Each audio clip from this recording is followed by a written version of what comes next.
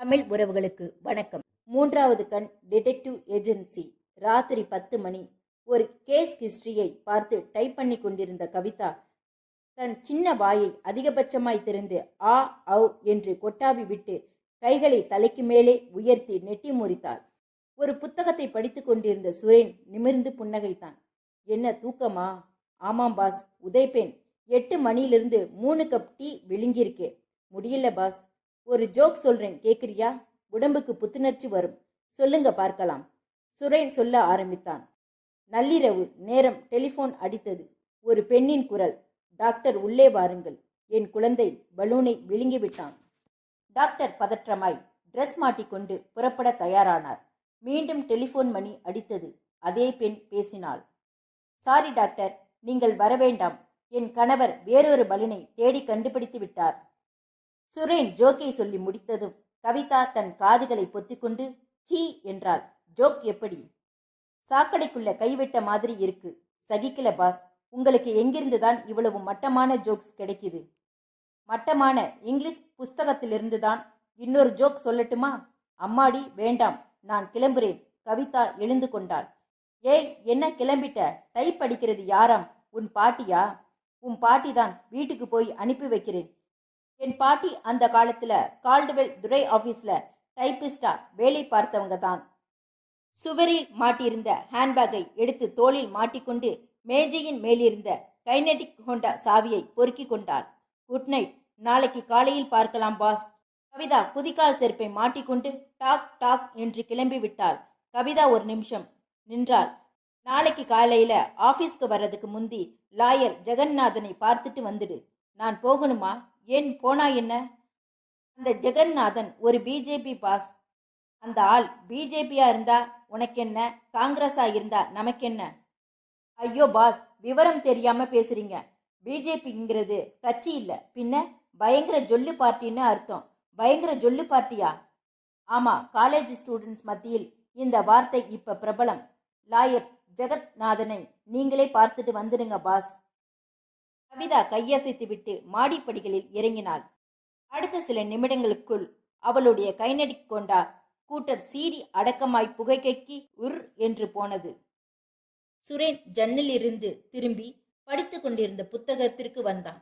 10 மணி வரைக்கும் படித்துவிட்டு கிளம்பலாம் என்று யோசிப்போடு உட்கார்ந்தவனை டெலிஃபோன் மணி அலறி உசுப்பியது. ரிசீவரை எடுத்தான். ஹலோ, ஒரு பெண் குரல் கேட்டது. Third eye detective office? Yes mister Suren. நீங்க சுரேன் கிட்ட தான் பேசிக்கிட்டு இருக்கீங்க. மிஸ்டர் சுரேன், நான் ஒரு டாக்டர். பேரு ஹேமலதா. கௌலி பிரேலன் ரோட்டில் இருக்கிற ஹோம் நர்சிங் ஹோம் என்னோடது தான். சரி, உங்ககிட்ட ஒரு உதவி கேட்க தான் ஃபோன் பண்ணினேன். சொல்லுங்க. நான் ஒரு பிளாக்மெயிலர் கிட்ட மாட்டியிருக்கேன். மாதம் மாதம் அவன் எனக்கு ஃபோன் பண்ணியோ நேர்ல வந்தோ ஒரு பெரிய தொகையை வாங்கிக்கிட்டு போயிடுறான். அவன்கிட்ட இருந்து தப்பிக்கிறதுக்கு நீங்க தான் உதவணும். பிளாக்மெயில் பண்ற ஆசாமியார்? அவனை பத்தி எனக்கு எதுவும் தெரியாது. அதாவது அவன் எதையுமே என்கிட்ட சொல்லல. மாசம் மாசம் வீட்டுக்கோ கிளினிக்கோ வருவான். பணத்தை வாங்கிக்கிட்டு போயிடுவான். அவன் எதுக்காக உங்களை பிளாக்மெயில் பண்றான்? சாரி, அது என்னோட பர்சனல் மேட்டர். அதை பகிரங்கப்படுத்த நான் விரும்பலை. ஓகே, உங்களுக்கு நான் என்ன உதவி பண்ணணும்? அந்த பிளாக்மெயிலர் கிட்ட இருந்து என்னை காப்பாத்தணும். சுரேன் புன்னகைத்தான். திடீர்னு இந்த ராத்திரி நேரத்துல ஃபோன் பண்ணி பிளாக்மெயிலர் கிட்ட இருந்து காப்பாத்துனுங்கன்னு சொன்னா எப்படி டாக்டர்? அவன் உங்ககிட்ட எந்த நேரத்துக்கு வருவானோ அப்ப ஃபோன் பண்ணுங்க. நான் வந்து அவனை அட்டென்ட் பண்றேன். மிஸ்டர் சுரேன், இன்னைக்கு ராத்திரி 11 மணிக்கு அந்த பிளாக்மெயிலர் என்னை மீட் பண்றதா ஃபோன் பண்ணியிருக்கான். சுரேன் நிமிர்ந்தான். இன்னைக்கு ராத்திரியா? எஸ், ஹோட்டல் வெனிசுலா ரூஃப் கார்டனுக்கு வர சொல்லியிருக்கான். ஏதோ முக்கியமான விஷயம் பேசணுமா? அவன் என்ன பேச போறான்னு எனக்கு தெரியும். என்ன? Good you tell me? ஒரு பெரிய அமௌண்ட்டை கேட்கறதுக்கு அவன் வரப்போறான். போன மாசம் வந்தப்பவே என்கிட்ட ஜாடமாடையா சொன்னான். மாசம் மாசம் வந்து பணத்தை வாங்கிக்கிட்டு போறதுக்கு எனக்கு கஷ்டமா இருக்கு. உங்களுக்கு மனசும் நிம்மதி இல்லாம இருக்கு. ஒரு பெரிய அமௌண்ட்டை கொடுத்து செட்டில் பண்ணிடுங்கன்னு சொன்னான். அது சம்மதமா கூப்பிடுறான்னு நினைக்கிறீங்களா? ஆமா. ஹோட்டல் வெனிசுலா ரூப் கார்டனில் நீங்கள் தனியா ஒரு டேபிள்ல உட்கார்ந்து என்கிட்ட பேச வர பிளாக்மெயிலரை வாட்ச் பண்ண வேண்டியது. அவன் என்கிட்ட பேசிட்டு போனதும் அவனை ஃபாலோ பண்ணி அவனை பத்தின விவரங்களை தெரிஞ்சுக்கிட்டு உங்க சாமர்த்தியத்தால அவன் என்னோட வழிக்கு வராதபடி பண்ணி கொடுத்தா ஃபீஸ் எவ்வளவு வேணுமானாலும் தரேன். பிளாக்மெயிலர் எப்படி இருப்பான்? அவன் ஒவ்வொரு மாசமும் ஒவ்வொரு விதமா வருவான். ஒரு மாசம் தாடி மீசையோடு வருவான், அடுத்த மாசம் மொட்டை, அதுக்கு அடுத்த மாசம் சிங் மாதிரி ட்ரெஸ் பண்ணிட்டு வருவான். எந்த மாசம் எப்படி வருவான்னு எனக்கே தெரியாது. சரி, நான் ஹோட்டலுக்கு வந்துடுறேன். நீங்க 10:45க்கெல்லாம் ரூப் கார்டன்ல இருக்கணும் மிஸ்டர் சுரேன். இருப்பேன். பை த பை, உங்களை நான் எப்படி அடையாளம் கண்டுக்கிறது? இதுக்கு முந்தி உங்களை பார்த்ததே இல்லையே. டோன்ட் ஒரி, நீங்க என்ன சுலபமா அடையாளம் கண்டுபிடிக்கலாம். White sari, white blouse, white sticker, white rose, white slipper. இதுதான். பக்கவாட்டில் பார்த்தா நடிகை சாயல் தெரியும். இது போதும். சரியா 10:45க்கு வந்துடுறேன். ரூஃப் கார்டனுக்கு லிப்டில் பயணித்து மொட்டை மாடியில் சிலுசிலுக்கும் காற்றில் பிரவேசிக்கையில் 10:42. ரூஃப் கார்டன் உற்சாகமாய் இருந்தது. ஒரு பர்த்டே பார்ட்டியின் கோலாகலம் தெரிந்தது. கம்பங்களில் பொருத்தப்பட்டிருந்த செவ்வக ரேடியோ பெட்டிகளில் கிதார் கம்பிகள் நிமிட்டப்படும் சத்தம். சுரேன் காலியான ஒரு டேபிள் போய் உட்கார்ந்து ஒயிட் சாரியை தேடினான். சல்வார் கமீஸ்கள், சுடிதார்கள், அங்கங்கே தெரியும் சேலைக்கட்டுகள் கண்ணில் பட ஒயிட் சாரியை காணும். வரவில்லையா? இல்லை, எங்கேயாவது மறைந்திருக்கிறாளா? வெல்கம் சார், நிமிர்ந்தான் சுரேன். பேரர் நீட்டிய மெனு கார்டை வாங்கி மேலோட்டமாய் பார்த்துவிட்டு, tomato soup, single piece naan, half plate vegetable pulao. Suren சொல்ல பேரர் குறித்து கொண்டு நகர்ந்தான். சுரேன் வாட்சையையும் ரூஃப் கார்டனின் நுழைவாயிலையும் மாறி மாறி பார்த்தபடி காத்திருக்க சரியாய் 10:55க்கு அந்த வெண்ணிற அம்சங்கள் பிரசன்னமாயின. White sari, white blouse, white rose, white handbag. Suren அவளையே உற்று பார்த்தான். வயது 30லிருந்து 35க்குள் இருக்கலாம். ஒரு டாக்டர் கூறிய கலை முகத்தில் தெரிந்தது. மெதுவாய் நடந்து வந்தவள் சுரேனுக்கு கொஞ்சம் தள்ளியிருந்த காலியான மேஜைக்கு போய் உட்கார்ந்தாள். அவளிடம் துளிக்கூட பதற்றமில்லை. காலிங் பெல் அந்த ராத்திரி நேரத்தில் வீறிட்டு அடங்கியது. போர்வைக்குள் இருந்த பப்ளிக் ப்ராசிக்யூட்டர் ஜெயகோபாலன் எழுந்து உட்கார்ந்தார். இந்த நேரத்தில் யார் வந்து காலிங் பெல் கொடுப்பது? கட்டிலின் தலைமாட்டு திட்டின் மேல் வைத்திருந்த கண்ணாடியை எடுத்து நைட் கவுனின் தேய்த்து கண்களுக்கு கொடுத்தபடியே சுவர் கடிகாரத்தை பார்த்தார். நேரம் 11:05. மறுபடியும் யோசனை வந்தது. இந்த நேரத்துக்கு யார்? 0 வாட்ஸ் விளக்கு வெளிச்சத்தில் நடந்து காலை கடந்து வாசல் கதவுக்கு வந்தார். கதவில் பொருத்தியிருந்த வியூ பைனர் லென்ஸில் கண்ணை வைத்து பார்த்தார். காக்கி யூனிஃபார்ம் தெரிந்தது. உற்று பார்த்தார். Sub inspector. கதவின் தாழ்பாலை விளக்கினார். கதவை உள்வாங்கி திறந்தார். வெளியே நின்றிருந்த சப் இன்ஸ்பெக்டர் அட்டென்ஷனுக்கு வந்து நெற்றிக்கு கையை கொண்டு போய் சுளீர் என்று சல்யூட் அடித்தார். யார்? நான், செம்மேடு போலீஸ் ஸ்டேஷன் எஸ்ஐ ஜெயகோபாலன். நெற்றியை சொரிந்தார். என்ன விஷயம்? டிஎஸ்பி உங்ககிட்ட ஒரு முக்கியமான விஷயத்தை கன்வே பண்ண சொன்னார். அந்த பேரூர் இரட்டை கொலை சம்பந்தமா. உள்ளே வாங்க. சப் இன்ஸ்பெக்டரை உள்ளே வரவிட்டு கதவை சாத்தினார். கால் சோஃபாவுக்கு கூட்டி போய் உட்கார வைத்து சொல்லுங்க என்றார். எஸ்ஐ தொப்பியை கலற்றி மடியில் வைத்து கொண்டு மெல்லிய குரலில் பேச ஆரம்பித்தார். சார், அந்த இரட்டை கொலை சம்பந்தமா டிஃபென்ஸ் தரப்பு லாயர் நாளைக்கு கோர்ட்ல ஒரு முக்கியமான சாட்சியை கொண்டு வர இருக்கார். அந்த சாட்சியை கோர்ட்டு கொண்டு ஏறவிட்டா போலீஸ் தரப்பு வாதம் படுத்துக்கும். அதனால அந்த சாட்சியை முடக்கணும்னு டிஎஸ்பி சொல்லிவிட்டார். ஜெயகோபாலன் புன்னகைத்தார். நான் சாயந்தரமே டிஎஸ்பி கிட்ட இதை பத்தி பேசிட்டேன். அந்த சாட்சி நாளைக்கு காலையில் கோர்ட்டுக்கு வரமாட்டான். வேண்டிய ஏற்பாடுகளை பண்ணியாச்சு. என்ன ஏற்பாடு சார்? உங்ககிட்ட டிஎஸ்பி ஏதும் சொல்லலையா? இல்ல சார், உங்களை போய் பார்க்க சொன்னார். நீங்க என்ன சொல்றீங்களோ அதை செய்ய சொன்னார். இந்த ஃபைலையும் உங்ககிட்ட கொடுக்க சொன்னார். எஸ்ஐ ஃபைலை நீட்ட ஜெயகோபாலன் வாங்கி பிரித்தார். ஃபைலில் 2 தாள்கள் மட்டும் இருந்தன. தாளை தள்ளினார். சிவப்பு மையில் அந்த எழுத்துக்கள் 2 வரிகளில் தெரிந்தன. பிரியத்துக்குரிய பிராசிக்யூட்டர், உங்களுடைய பிறந்த தேதி எனக்கு தெரியாது. ஆனால் இறக்கப் போகிற தேதி எனக்கு தெரியும். இன்றுதான் உன் இறந்த தேதி. பிராசிக்யூட்டர் அதிர்ந்து நிமிர்ந்தார். எஸ்ஐ உதட்டில் ஒரு சின்ன புன்னகை. சுரேன் டொமேட்டோ சூப்பையும் நானையும் வெஜிடபிள் புலாவையும் வயிற்றுக்குள் திணித்துவிட்டு ஐஸ்கிரீமுக்காக காத்திருந்தான்.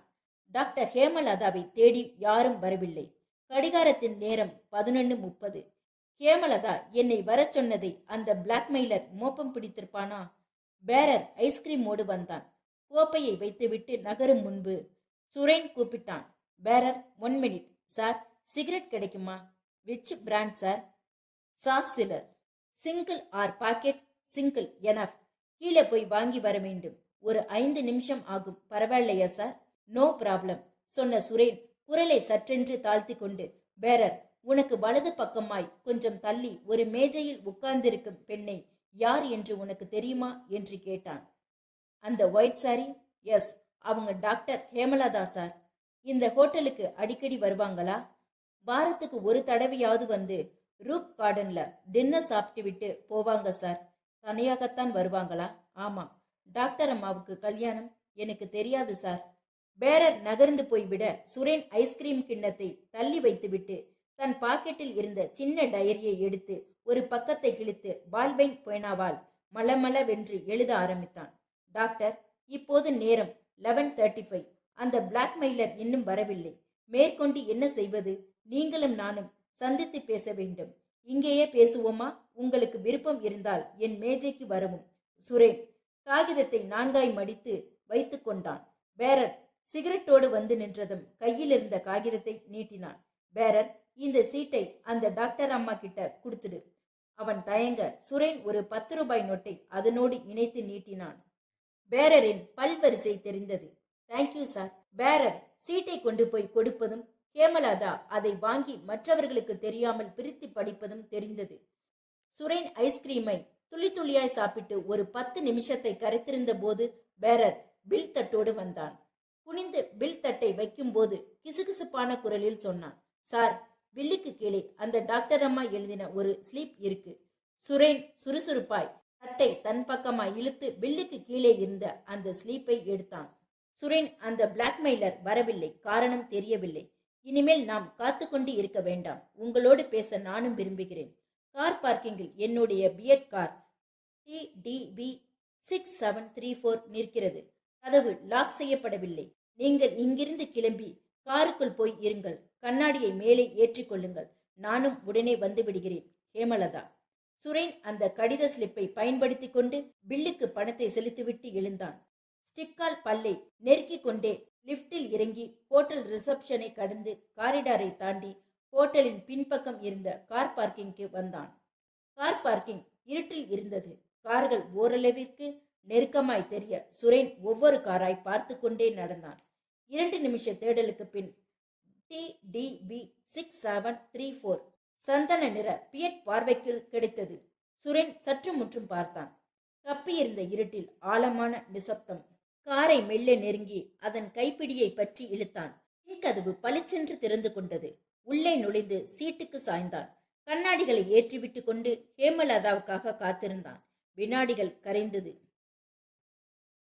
பிராசிக்யூட்டர் ஜெயகோபால் வியர்த்தார். நடுக்கமாய் இயல முயன்றார். போலீஸ் யூனிஃபார்மோடு எதிரில் உட்கார்ந்து பெரிதாய் புன்னகைத்துக் கொண்டிருந்த அந்த இளைஞன் தன் மார்பு பகுதிக்குள் கையை நுழைத்து நிதானமாய் ரிவால்வரை உருவிக்கொண்டான். சாரி மிஸ்டர் பிராசிக்யூட்டர், உங்களை இவ்வளவு சுலபமா மீட் பண்றதுக்கு இதைவிட சிறந்த உபாயம் எனக்கு தோணல. இந்த போலீஸ் யூனிஃபார்ம் எனக்கு பொருத்தமா இருக்கா? யார் நீ? நான் யார்னு உனக்கு தெரிய வேண்டிய அவசியம் இல்லை. அப்படியே நீ தெரிஞ்சுக்கிட்டாலும் அதனால் எந்த பிரயோஜனமும் இல்லை. ஏன்னா நீ உயிரோடு இருக்க போறது இன்னும் சில நிமிடங்கள் தான். நான் என்ன தப்பு பண்ணினேன்? என்ன எதுக்காக கொல்லணும்? நீ பண்ணின தப்புகளை பத்தி என்கிட்டயே கேக்குறியா? நீயும் போலீஸும் சேர்ந்து எத்தனை நிரபராதிகளை தூக்கு கயிறுக்கும் ஆயுள் தண்டனைக்கும் அனுப்பியிருக்கீங்க? அது அது சொல்லு. என்னுடைய தொழில் ஒரு பப்ளிக் ப்ராசிக்யூட்டரோட வேலை குற்றவாளிகளுக்கு தண்டனை வாங்கி தர்றது தான். உனக்கு உயிர் பிழைக்கணும்னு ஆசை இருந்தா நான் சொல்றபடி கேட்கணும். கேப்பியா? கேட்கிறேன். உன்னோட கார் சாவியை எங்க வச்சிருக்க? டிவி டேபிள் மேல. எடுத்துக்க. ஜெயகோபால் தயக்கமாய் நடந்து போய் எடுத்துக்க சொன்னார். வெளியே நட. தயக்கமாய் நடந்து போய் எடுத்துக்கொண்டார். வெளியே நட. நடந்து போர்ட்டிகோவுக்கு வந்தார். போர்ட்டிகோவில் நின்றிருந்த காரை காட்டி அவன் சொன்னான், டிரைவிங் சீட்ல போய் உட்கார். ஜெயகோபால் டிரைவிங் சீட்டுக்கு போய் ஸ்டேரிங்கை பிடித்ததும் அவன் பின் சீட்டுக்கு போய் அவருடைய பிடரியில் துப்பாக்கி முனையை வைத்தான். ஓட்டு. எங்கே? ஜிடி ரோட்ல நேரா போ. கார் கிளம்பியது. ரோடு பாலைவனமாய் தெரிய கார்ப்பரேஷன் குழல் விளக்குகள் மட்டும் மின்சாரத்தை ஏராளமாய் தின்று வெளிச்சத்தை உதிர்த்து கொண்டிருந்தன. ரோடு ஓரங்களில் ஆட்டோக்கள் தூங்கின. என்னை கொன்னுடாதே. காரை பேசாம ஓட்டணும். நான் ஏதாவது கேள்வி கேட்டா மட்டும் பதிலை சொல்லணும்.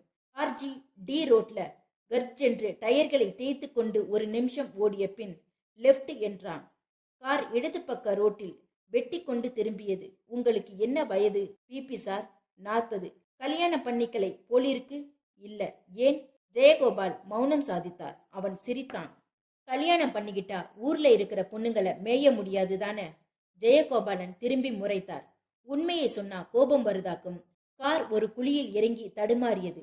பார்த்து ஓட்டுங்க பிபி சார். துப்பாக்கி உங்க கழுத்துல பதிஞ்சிருக்கு. நீங்க இப்படி திடீர்னு குழியில் வண்டியை விட்டா ட்ரிக்கர் மேலே என் விரல் பட்டுடும். அப்புறம் உங்க தலை சிதர் தேங்காய் தான். ரைட்ல ஓடிங்க. கார் வலது பக்கம் திரும்பியது. ஜெயகோபால் ஈனஸ்வரத்தில் முனகினார். என்னை எங்க கூட்டிகிட்டு போற? போனதும் தெரிஞ்சுக்குவீங்க. என்னை கொன்னுடாதே. உனக்கு எவ்வளவு பணம் வேணும்னாலும் தர்றேன். பாத்தியா, உன் புத்தி உன்னை விட்டு போகலை.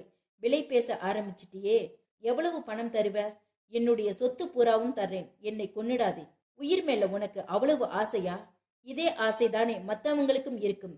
எவனோ ஒருவன் கொலையை பண்ணிட்டு போயிடுவான். போலீஸ் உண்மையான கொலையாளியை பிடிக்க துப்பில்லாம நிரபராதி எவனையாவது அமைக்க வேண்டியது. அவனை அடிச்சு உதச்சி வலுக்கட்டாயமா குற்றத்தை ஒத்துக்க வைக்க வேண்டியது. அப்புறம் நீங்க உங்க சட்ட அறிவை பயன்படுத்தி சாட்சிகளையும் உற்பத்தி பண்ணி ஸ்ட்ராங் விட்னஸ்களை கூண்டுல ஏற்றி அந்த நிரபராதிகளுக்கு தூக்கு தண்டனை வாங்கி கொடுக்க வேண்டியது. அதெல்லாம் போலீஸ் செய்கிற வேலை. லெஃப்ட்ல கட் பண்ணிக்க. கார் திரும்பியது. நகர எல்லை காணாமல் போயிற்று. கார்ப்பரேஷன் விளக்குகள் அரிதாகி அங்கெங்கே அடையாய் இருட்டு. ரோட்டோரத்தில் புளிய மரங்கள் வரிசையாய் நின்று கிளைகளை ஆட்டியது. ஜெயகோபாலன் வியர்த்து ஒழுகினார். இவன் எங்கே கூட்டிக் கொண்டு போகிறான்? கார் மேலும் 5 நிமிஷ நேரம் ஓடியது. அவனுடைய கையில் இருந்த பிஸ்டல் கழுத்து பகுதியில் அழுத்தமாய் பதிந்தது. வலது பக்கமாய் திருப்பு. காரை கொஞ்சம் நிதானமா ஓட்டு. இந்த ரோட்ல குண்டு குழியும் அதிகம். ஜெயகோபால் காரின் வேகத்தை குறைத்தார். கார் ரோட்டில் தத்தியது, எம்பியது. அரை நிமிஷம் சிரமமான பயணத்திற்கு பிறகு அவன் கையில் இருந்த ரிவால்வர் அவருடைய கழுத்தை மறுபடியும் அழுத்தியது. நிறுத்துங்க பிபி சார். கார் நின்றது. ஜெயகோபால் குனிந்து கண்ணாடியில் சுற்றும் முற்றும் பார்த்தார். எந்த திசையிலும் ஒரு துளி வெளிச்சம் இல்லை. கருப்பை கரைத்து ஊற்றிய மாதிரி இருட்டு. இது இது எந்த இடம்? அவன் சிரித்தான். ஜெயகோபால் இறங்கி நின்றார். செருப்பணியாத கால்களுக்கு கீழே காய்ந்த சருகுகள் நொறுங்கியது. முதுகில் துப்பாக்கியின் முனை இம்சித்தது. தலைக்கு மேலே மரங்கள் காற்றின் வேகத்தில் கிளைகள் ஆடின. அவன் குரல் கொடுத்தான். நாச்சியப்பா, நாச்சியப்பா. வந்துட்டேன் ஐயா. கொஞ்சம் தொலைவில் இருந்து ஒரு கிழட்டு குரல் கேட்டது. தொடர்ந்து இருட்டின் பின்னணியில் அந்த அறிக்கையின் விளக்கு அசைந்து வந்தது. ஜெயகோபால் எச்சில் விழுங்கினார். யாரது? பொறுங்க பிபி சார், பக்கத்துல வந்தா எல்லாம் தெரிஞ்சிடும். அறிக்கையின் விளக்கு அசைந்து அசைந்து பக்கத்தில் வந்தது. இடது கையில் நீண்ட களியுடன் உடம்பு முழுக்க போர்வையை போர்த்தி கொண்டு அந்த கிழவன் தெரிந்தான். சூப்பிய பனங்கொட்டை மாதிரி இருந்த தரையில் நரை ரோமம் சிலும் பாலாய் தெரிந்தது. வாங்க தம்பி, ஆளை கூட்டிட்டு வந்துட்டீங்களா? இதோ பார். கிழவன் விளக்கின் வெளிச்சத்தை பெரிதாக்கி ஜெயகோபாலின் முகத்தை பக்கத்தில் வைத்து பார்த்து சிதலமான பற்களில் சிரித்தான். போலாமா தம்பி? முன்னாடி நட. கிழவன் மெல்ல நடந்தான். ஜெயகோபால் வியர்த்து வழிந்தபடி நின்றார். திரும்பினார். என்னை கொன்னுடாதே. பேசாம நடக்கணும். நெட்டி தள்ளினான் அவன். 12:15. சுரேன் அழுத்து போய் ஒரு முடிவுக்கு வந்தான். இனியும் இங்கே உட்கார்ந்து கொண்டிருப்பதில் பிரயோஜனம் இல்லை. கதவு கைப்பிடி மேல் கையை வைத்து திறக்க முயன்ற வினாடி டப் டப் என்று ஸ்லிப்பர் சத்தம் கேட்டது. எட்டி பார்த்தான். ஹேமலதா தான். வேக வேகமாய் வந்து காரின் முன்பக்க கதவை திறந்து கொண்டு டிரைவிங் சீட்டில் சரிந்தாள். கதவை படீர் என்று சாத்தி சாவியை காரின் தொண்டைக்குழிக்குள் கொடுத்து இக்னிஷியனை உசுப்பினாள். கார் நகர்ந்தது. டாக்டர், ஏன் இவ்வளவு லேட்? ரூப் கார்டனில் நான் கீழே இறங்கி வரும்போது எனக்கு போன் வந்திருக்கிறதாய் சொன்னாங்க. போய் பேசினேன். போன்ல அந்த பிளாக்மெயிலர். என்ன சொன்னான்? வேறு ஒரு முக்கியமான வேலைக்கு போயிட்டதுனால ஹோட்டலுக்கு வர முடியலையாம். நாளைக்கு ராத்திரி 11 மணிக்கு ஹோட்டல் ரீகலுக்கு வர சொல்லியிருக்கிறான். நான் உங்களை பார்க்க வந்ததை கண்டுபிடிச்சிட்டானா? அதை பத்தி ஒன்னும் சொல்லலை. கார் ஹோட்டலின் காம்பவுண்ட கேட்டை நெருங்கிய வினாடி அந்த கார் எதிர்பட்டு மறிக்கிற மாதிரி நின்றது. அந்த காரின் டிரைவிங் சீட்டில் உட்கார்ந்திருந்த ஒரு இளம் பெண் வேக வேகமாய் கீழே இறங்கி வந்தாள். ஹேமலதாவுக்கு பக்கத்தில் வந்து நின்றதும் இடுப்பில் கை வைத்து கொண்டு முறைத்தாள். நினைச்சேன் நீ இந்த ஹோட்டலுக்குத்தான் வந்திருப்பேன்னு. ஏனக்கா இப்படி பண்றே? நான் வெளியே போயிட்டு வர்றதுக்குள்ள ஏதாவது ஒரு குலைப்படியை பண்ணிடுறே. ஹேமலதாவின் முகம் மாறியது. சாரு, அந்த பிளாக்மெயிலர் எனக்கு ஃபோன் பண்ணி, சரி இறங்கு, நம்ம கார்ல போயிடலாம். இந்த கார்ல போனா அந்த பிளாக்மெயிலர் உன்னை கண்டுபிடிச்சிடுவான். ஹேமலதா உடனே இறங்கி கொண்டு அந்த காரை நோக்கி போக அந்த இளம் பெண் காரின் பின் சீட்டில் உட்கார்ந்திருந்த சூரனை பார்த்து கேட்டார். நீங்க யாருன்னு தெரிஞ்சுக்கலாமா? என்னோட பேரு சுரேன். தேர்ட் ஐ டிடெக்டிவ் ஏஜென்சியை வச்சு நடத்திட்டு வர்றேன். அந்த பெண் புன்னகைத்தாள். டிடெக்டிவ் ஏஜென்சியா? அக்கா உங்களுக்கு ரொம்பவும் தொந்தரவு கொடுத்துட்டாளா? சுரேன் நெற்றியில் திகைப்பை காட்டினான். நீங்க என்ன சொல்றீங்க? சார், என்னோட அக்கா ஒரு மனநோயாளி. She is the not well. இல்லாத ஒரு பிளாக்மெயிலரை உருவகம் பண்ணிக்கிட்டு உள்ளுக்குள்ளேயே பயந்து செத்துக்கிட்டு இருக்கா. சுரேன் ஆழமான வியப்பில் விழ அவள் கேட்டாள். உங்களுக்கு கார் டிரைவிங் தெரியுமா? தெரியும். ப்ளீஸ் அந்த காரை ஓட்டிக்கிட்டு என் காருக்கு பின்னாடியே வாங்க. வீட்டுக்கு போகணும். உங்களுக்கு எல்லாத்தையும் விளக்கமா சொல்றேன். கிழவன் நாச்சியப்பன் அரிக்கன் விளக்கோடு முன்னால் நடக்க ஜெயகோபால் எகிறுகிற இதய துடிப்போடு தொடர்ந்தார். முதுகில் ரிவால்வர் இடித்து கொண்டே வந்தது. சிறிது தூரம் நடந்ததுமே ஜெயகோபாலுக்கு புரிந்து போயிற்று. அது ஒரு கல்லறை பிரதேசம். பூமியில் அங்கங்கே வெள்ளை அடிக்கப்பட்ட நீல செவ்வக சமாதிகள், வாடின மாலைகள். மேற்கொண்டு நடக்க முடியாமல் நின்றார் ஜெயகோபால். என்ன நின்னுட்டீங்க பிபி சார்? புரியலையா பிபி சார்? சமரசம் உலாவும் இடம். ஆண்டிக்கும் அரசனுக்கும் இங்கேதான் ஆண்டவன் சமமான படுக்கை போட்டிருக்கான். ஜெயகோபால் கண்களில் மரண பயத்தோடு கை கூப்பினார். என்னை ஒன்னும் பண்ணிடாதே. ஏன், இன்னும் ஒரு 40 வருஷம் உயிர் வாழ்ந்து இந்த நாட்டுக்கு சேவை செய்ய போறீங்களா? நடங்க. முழங்கையால் நெட்டி தள்ளினான் அவன். கீழே விழப்போன ஜெயகோபால் சுதாரித்து கொண்டு நடந்தார். ஒரு நிமிஷம் நடைக்கு பின் நாச்சியப்பன் நின்றான். கையில் இருந்த அரிக்கேன் விளக்கை அருகில் இருந்த மரக்கிளையில் மாட்டினான். மரத்துக்கு பின்னால் படுத்திருந்த நாய் ஒன்று பல் என்று ஒற்றை குரல் எழுப்பி குறைத்து விற்று குற்றச்செடிகளுக்கு மத்தியில் புகுந்து ஓடியது. பிபி சார், அவன் அவருடைய தோளில் தட்ட திரும்பினார். உங்களுடைய இடது பக்கத்தில் ஒரு சின்ன மண்மேடு மாதிரி தெரியுதே, அந்த கல்லறை யாரோடதுன்னு தெரியுமா? அவர் பார்த்துவிட்டு தலையாட்ட அவன் தொடர்ந்தான். இது வேல்ராஜோட கல்லறை. வேல்ராஜ் யாருன்னு உங்களுக்கு தெரியும். ஒரு பஞ்சாயத்து ஆபீஸ்க்குள்ள 2 பெண்கள் கொலை செய்யப்பட்ட சம்பவத்தில் உண்மையான குற்றவாளியை கண்டுபிடிக்க திராணி இல்லாத போலீஸ் வெளியே போய்விட்டு பஸ் ஸ்டாண்டில் இருந்து வீட்டுக்கு திரும்பி கொண்டிருந்த 25 வயது வேல்ராஜை கைது பண்ணி ஸ்டேஷனுக்கு கொண்டு போய் அடிச்சு உதச்சி அந்த கொலை வழக்கில் சம்பந்தப்படுத்திக்கிட்டாங்க. உங்க பங்குக்கு நீங்களும் போலியான சாட்சியங்களை உருவாக்கி கோர்ட்ல பொய்க்கு மேல பொய்யா பேசி வேல்ராஜுக்கு தூக்கு தண்டனை வாங்கி கொடுத்தீங்க. அவனை தூக்குல போட்டப்புறம் அவனோட பாடியை அந்த இடத்துல தான் புதைச்சிருக்காங்க. வேல்ராஜ் இறந்த துக்கத்தை தாங்கிக்க முடியாம அவரோட மனைவி 2 வாரத்துக்கு முந்திதான் தற்கொலை பண்ணிக்கிட்டா. அவளோட உடம்பும் வேல்ராஜுக்கு பக்கத்துல தான் புதைச்சிருக்கு. ஜெயகோபால் வாய் குளறினார். அது அது போலீஸ் ஜோடிச்ச கேஸ். எனக்கு ஒன்னும் தெரியாது. என்னது, உனக்கு தெரியாதா? நீ அட்டன் பண்ற கேஸ் எல்லாம் ஜெயிக்கணும்னு லா டிபார்ட்மெண்ட்ல உனக்கு ப்ரமோஷன் கிடைக்கணுங்கிறது தானே எண்ணம். அதுக்காக தானே அப்பாவிகள் எல்லாம் தூக்கு தண்டனையும் ஆயுள் தண்டனையும் வாங்கி தந்த. ஜெயகோபால் மண்டியிட்டு உட்கார்ந்தார். என்னை மன்னிச்சிடு, நான் செஞ்சது தப்புதான். இனிமே பண்ண மாட்டேன். இனிமே பண்ண மாட்டேன்னு உத்தரவாதம் கொடுத்துட்ட. சரி, பண்ணின தப்புக்கு என்ன பரிகாரம்? பணம் எவ்வளவு வேணும்னாலும் தர்றேன். பண்ணின பாவத்துக்கு பணம் தான் பரிகாரம்னு நீ நினைக்கிறே, மரணம்னு நான் நினைக்கிறேன். வேண்டாம், என்னை ஒன்னும் பண்ணிடாதே. ஜெயகோபாலின் புலம்பலை பொருட்படுத்தாமல் பக்கத்தில் நின்றிருந்த கிழவனிடம் திரும்பினான். நாச்சியப்பா, தம்பி, குழிய தோண்டிட்டியா? தோண்டிட்டேன் தம்பி. எங்கே பார்க்கலாம்? நாச்சியப்பன் மெதுவாய் நடந்து போய் வேல்ராஜின் கல்லறைக்கு பக்கமாய் போய் கால் மாட்டில் இருந்த அந்த பெரிய தகரப் பலகையை தள்ளினான். கீழே கருப்பு வாயோடு குழி தெரிந்தது. ஆழம் எவ்வளவு தோண்டின? 4 அடி தம்பி. போதுமா? போதும் தம்பி. நீளம் போதாது போலிருக்கே. ஜெயகோபால் கொஞ்சம் உயரம். அதனால் என்ன தம்பி, உடம்பை மடக்கி போட்டுடலாம். ஜெயகோபாலின் உடல் நடுங்க ஆரம்பித்தது. அவன் தன் கையில் இருந்த ரிவால்வரை அவர் பக்கமாய் திருப்பினான். பிபி சார், ப்ளீஸ் வேண்டாம். மரணம் உங்களை மன்னிக்கட்டும். வேல்ராஜின் காலடிக்கு கீழே உங்கள் பாவங்கள் சுத்தமாகட்டும். சுட்டான். தோட்டாவை சரியாய் நெஞ்சில் வாங்கி கொண்டு ஜெயகோபால் மல்லாந்து விழுந்தார். மரண அவஸ்தையில் கால்கள் உதறிக்கொள்ள கிழவனிடம் திரும்பினான். இழுத்து குழியில் தள்ளி மண்ணை போடு. கிழவன் செயல்பட்டான். உயிரை விட்டுவிட கடைசி நிமிஷத்தை எதிர்பார்த்து கொண்டிருந்த ஜெயகோபாலை 2 தோள்பட்டைகளை பிடித்திழுத்து மண்ணில் இரத்த கோடுகள் விழ குழிக்குள் தள்ளினான். ஜெயகோபால் உடல் இரண்டாய் மடிந்து ஒரு மளிகை பொட்டலம் மாதிரி குழிக்குள் விழுந்தார். கிழவன் மண்ணை தள்ள ஆரம்பித்தான். 10 நிமிடம் தரை சமபரப்புக்கு வந்தது. பக்கத்தில் இருந்த புல் தரையை கொத்தி எடுத்து பரப்பில் விட்டு அவனிடம் வியர்வை பொங்கி நிமிர்ந்தான். போதுமா தம்பி? போதும் சொன்னவன் பேண்ட் பாக்கெட்டுக்குள் கையை நுழைத்து ரூபாய் நோட்டுக்கட்டை ஒன்றை எடுத்து கிழவனின் கையில் திணித்தான். நான் வர்றேன் ஆச்சியப்பா.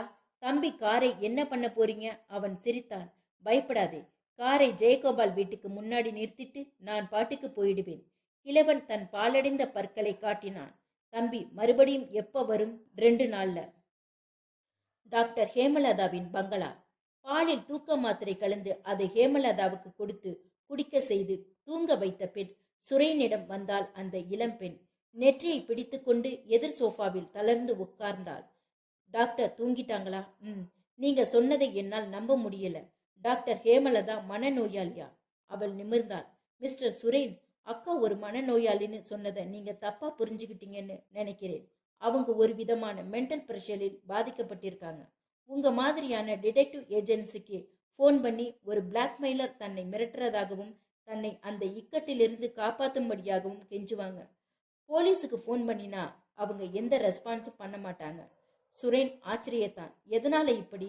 சார், என்னோட அக்கா ஹேமலதாவுக்கு சின்ன வயசுல இருந்து பய உணர்ச்சி உண்டு. கடந்த 6 மாசமா அந்த பயம் அதிகமாயிடுச்சு. இந்த பயத்துக்கு என்ன காரணம்னு எனக்கு தெரியல.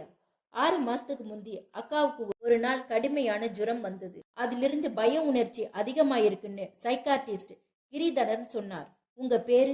என் பேரு சாருலதா. கனரா பேங்க்ல ஒர்க் பண்றேன். ஹேமலதாவுக்கு கல்யாணம்?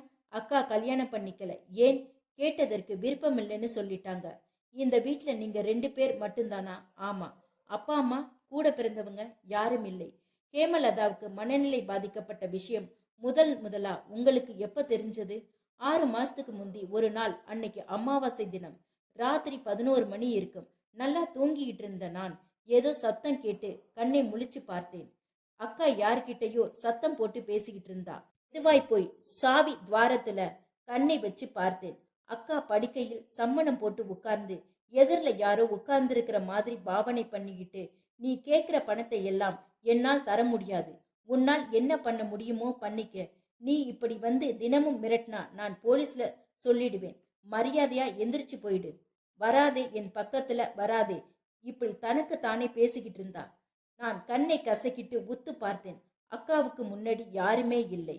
நான் பயந்து போய் கதவை தட்டினேன். அப்புறம் நான் கதவை தட்டினதுமே அக்கா மலங்க விழிச்சுக்கிட்டே வந்து கதவை திறந்து விட்டாங்க.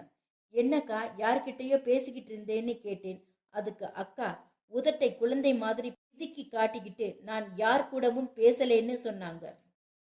சுரேன் நெற்றியில் வியர்த்து கொண்டே சாருலதா சொன்னதை செவி மடுத்தான். அவர் தொடர்ந்தாள். அதுக்கப்புறம் அக்காவை ரகசியமா ராத்திரி நேரங்கள்ல கண்காணிக்க ஆரம்பிச்சேன். முதல் அமாவாசை அன்னைக்கு ராத்திரி 12 மணி இருக்கும். அக்கா ஒரு பிளாக்மெயிலர் தன்னை மிரட்டுறதாகவும் வந்து காப்பாற்றும்படியாகவும் புகார் பண்ணினாங்க. போலீஸும் உடனே புறப்பட்டு வீட்டுக்கு வந்தாங்க. போலீஸ் வீட்டுக்கு வந்ததும் விசாரிச்சிட்டு இருக்கும் போதே எனக்கு தூக்கம் வருதுன்னு சொல்லி தூங்கிட்டாங்க. அக்காவோட பிஹேவியரை பத்தி போலீஸ்கிட்ட சொன்னதும் அவங்க சமாதானமாகி போயிட்டாங்க. அதுக்கு பின்னாடி 2வது அமாவாசை அன்னைக்கு அக்கா போலீஸ் கமிஷனர் வீட்டுக்கே போயிட்டாங்க. நல்ல வேலையா நான் ஃபாலோ பண்ணிட்டு போய் கூட்டிட்டு வந்துட்டேன். ஒவ்வொரு அமாவாசை அன்னைக்கும் இதே ரோதனை தான். இன்னைக்கு அமாவாசைங்கிறத மறந்து போய் நான் அசந்து தூங்கிட்டு இருந்த நேரத்துல அக்கா உங்களுக்கு ஃபோன் பண்ணி சிரமத்தை கொடுத்துட்டாங்க. சுரேன் புன்னகைத்தான். No problem. உங்க அக்காவை ஏதாவது சைக்காட்ரிஸ்ட் கிட்ட கூட்டிட்டு போனீங்களா? 2-3 சைக்காட்ரிஸ்ட் கிட்ட கூட்டிட்டு போனேன். எந்த பலனும் கிடைக்கல. கடைசியா டாக்டர் ஹரேஷ் அட்டென்ட் பண்ணினார். சைக்கோ ட்ரீட்மெண்ட் கொடுத்தார். கொஞ்ச நாளா சுமாரா இருந்தது. இன்னைக்கு அக்கா பழைய மாதிரியே நடந்துகிட்டாங்க. டாக்டர் ஹரேஷ் ஹேமலதாவை டெஸ்ட் பண்ணி பார்த்துட்டு என்ன சொன்னார்? ஏதோ சம் ஃபியர் காம்ப்ளெக்ஸ் தான் சொன்னார். மிஸ் சாருலதா, எனக்கு இன்னும் ஆச்சரியமா இருக்கு. டாக்டர் ஹேமலதா எனக்கு ஃபோன் பண்ணின போது தெளிவா பேசினாங்க. White sari, white blouse, white handbag, white slipper எல்லாம் அடையாளங்களோடு ஹோட்டலுக்கு வருவேன்னு சொன்னாங்க. அதே மாதிரி வந்தாங்க. ஹோட்டல்லையும் ரொம்ப டீசெண்டா புத்திசாலித்தனமா பிஹேவ் பண்ணினாங்க. நான் எழுதின லெட்டருக்கு உடனடியா ரிப்ளை பண்ணினாங்க. உண்மையாகவே ஒரு பிளாக்மெயிலருக்கு பயந்த பெண் வெளி இடத்துல எப்படி நடந்துக்குவாங்களோ அதே மாதிரி தான் நடந்துக்கிட்டாங்க. You are correct mister Suren. தூக்கத்தில் நடக்கிறவங்களை பத்தி நீங்க கேள்விப்பட்டிருப்பீங்க. அவங்க தூக்க நிலையில் இருந்தாலும் தெளிவா இருப்பாங்க. வெளியே பனி பெய்தா மப்ளரை தலையில் சுத்திக்கிட்டு தூக்கத்தில் நடக்கிற கேஸ்களை நான் பார்த்திருக்கிறேன். அதே மாதிரி மழை பெஞ்சா குடை பிடிச்சுக்கிட்டு நடந்து போனவங்களையும் பார்த்திருக்கிறேன். அது புத்திசாலித்தனம் இல்லை, ஒருவித அனிச்சை செயல். அக்கா கிட்டையும் அந்த அனிச்சை செயல் இருக்கு. சொன்னவள் டீப்பாயின் மேலிருந்த டெலிபோனை தொட்டு ரிசீவரை எடுத்து கொண்டாள். சில எண்கள் கோர் டயலில் தட்டிவிட்டு பேசினார். டாக்டர் ஹரீஷ். மறுமுனையில் டாக்டரின் குரல் தூக்க கலக்கமாய் கேட்டது. எஸ் டாக்டர், நான் சாருலதா பேசுறேன். என்ன இந்த நேரத்துல போன்? டாக்டர், அக்கா பழையபடி பிளாக்மெயிலர் வர சொன்னான்னு வெளியே கிளம்பிட்டாங்க. தேர்ட் ஐ டிடெக்டிவ் ஏஜென்சிக்கு ஃபோன் பண்ணி மிஸ்டர் சுரேனையும் ஹோட்டலுக்கு வர சொல்லி ஏகப்பட்ட ப்ராப்ளம். இப்ப ஹேமலதா எங்கே? வீட்டுக்கு கூட்டிட்டு வந்துட்டேன். பாலில் ஸ்லீப்பிங் டோஸை கலந்து கொடுத்து தூங்க வச்சிருக்கேன். நீங்க இப்ப வர முடியுமா?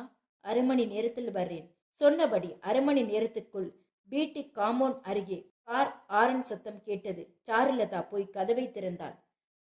ஹரேஷ் உள்ளே வந்தார். 30 வயது இருக்கலாம். லேசாய் முன்வழுக்கை, பட்டையான கண்ணாடி பிரேம். டாக்டர், இவர்தான் Suren, third eye detective agency. Haresh கைக்குலுக்கி புன்னகைத்தார். Hemalatha ரொம்பவும் தொந்தரவு கொடுத்துட்டாங்களா மிஸ்டர் சுரேன்? ஓரளவுக்கு. காரணம், அவங்களுக்கு இருக்கிற ஃபியர் காம்ப்ளெக்ஸ் தான். நான் கடந்த 15 நாளைக்கு முன்னாடி எடுத்த ட்ரீட்மெண்ட்ல நல்ல பலனை கொடுத்திருக்கணும்னு நினைச்சேன். சாருலதா டாக்டர் ஹரேஷை ஹேமலதா படுத்திருந்த கட்டிலுக்கு கூட்டிட்டு போனாள். ஹரேஷ் அருகில் இருந்த ஸ்டூலில் உட்கார்ந்து ஹேமலதாவின் இருதய துடிப்பையும் நாடி துடிப்பையும் சரிபார்த்துவிட்டு கவலையாய் நிமிர்ந்தான். ஷாக் ட்ரீட்மெண்ட்ஸை அடுத்த வாரத்திலிருந்து கமான்ஸ் பண்ணணும். டிஎஸ்பி தனசேகரன் தன்னுடைய ஜீப்பை பிராசிக்யூட்டர் ஜெயகோபாலன் வீட்டுக்கு முன்பாய் நிறுத்திவிட்டு கீழே இறங்கினார். காலை 8 மணி. வேலையால் கண்ணுசாமி தலைக்கு கட்டியிருந்த துண்டை அவிழ்த்து கையில் வைத்து கொண்டு உள்ளிருந்து ஓடி வந்தார். கும்பிடுறேன் ஐயா. என்ன கண்ணுசாமி, ஐயா வீட்டில் இருக்காரா? இல்லைங்க ஐயா.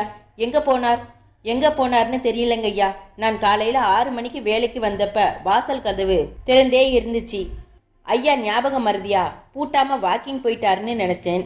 6 மணியிலிருந்து ஐயாவுக்காக நான் காத்திருக்கிறேன். டிஎஸ்பி தனசேகரன் தாடையை சொரிந்தார். காரையும் எடுத்துட்டு போகலே போலிருக்கே. ஆமாங்க ஐயா. ஃப்ரெண்ட்ஸ் யாராவது காரில் வந்து அவசரமாக கூட்டிகிட்டு போயிட்டாங்களோ? அப்படி இருந்தா வெளியே இருந்து ஃபோன் பண்ணியிருப்பாங்கள ஐயா. அதுவும் இல்லையே. ஐயா வெளியே போகிறப்ப காலுக்கு பூட்ஸோ செருப்போ போட்டுக்கிட்டு போவார். ஆனால் இன்னைக்கு எதுவுமே போட்டுக்கிட்டு போகலையே. தனசேகரன் யோசனையோடு உள்ளே வந்து ஹால் சோஃபாவில் சாய்ந்தார். எனக்கு காலையில் 7 மணிக்கே ஃபோன் பண்ணுறதா சொல்லியிருந்தார். ஒருவேளை எஸ்பியை பார்க்க போயிட்டாரோ? ஜெயகோபாலன் படுக்கை அறையில் டெலிஃபோன் அடித்தது. தனசேகரன் எழுந்து வேகமாய் உள்ளே போய் ரிசீவரை எடுத்தான். ஹலோ, யார்? டிஎஸ்பி சாரா? ஆமாம். பப்ளிக் ப்ராசிக்யூட்டரை பார்க்க வந்தீங்களா? ஆமாம். அவர் வரமாட்டார். நீங்கள் உங்கள் வேலையை கவனிக்க போயிட்டே இருக்கலாம். நீ யாரு? உங்கள் போலீஸ் டிபார்ட்மெண்ட்டாலும் லா டிபார்ட்மெண்ட்டாலும் பாதிக்கப்பட்டவன். என்னோட ரிவால்வர் புல்லட் சேம்பரில் இருந்த 6 தோட்டாக்களில் ஒரு தோட்டாவை ஜெயகோபாலோட மார்புக்கு கொடுத்து இந்த உலகத்திலிருந்தே அவரை அப்புறப்படுத்தியாச்சு. என்னோட புல்லட் சேம்பர் இருக்கிற மற்ற 5 தோட்டாக்களும் வேலை இருக்கு. அந்த 5 பேர் யாரு? உங்களுக்கு அவங்க பழக்கமானவங்க தான். ரிசீவர் வைக்கப்பட்டு விட தனசேகரன் முகத்தில் ஒரு பெரிய கலக்கம் ஒட்டி கொண்டது. தேர்ட் ஐ டிடெக்டிவ் ஏஜென்சி, 9 மணி. என் காலை நேர வணக்கம் குருநாதரே.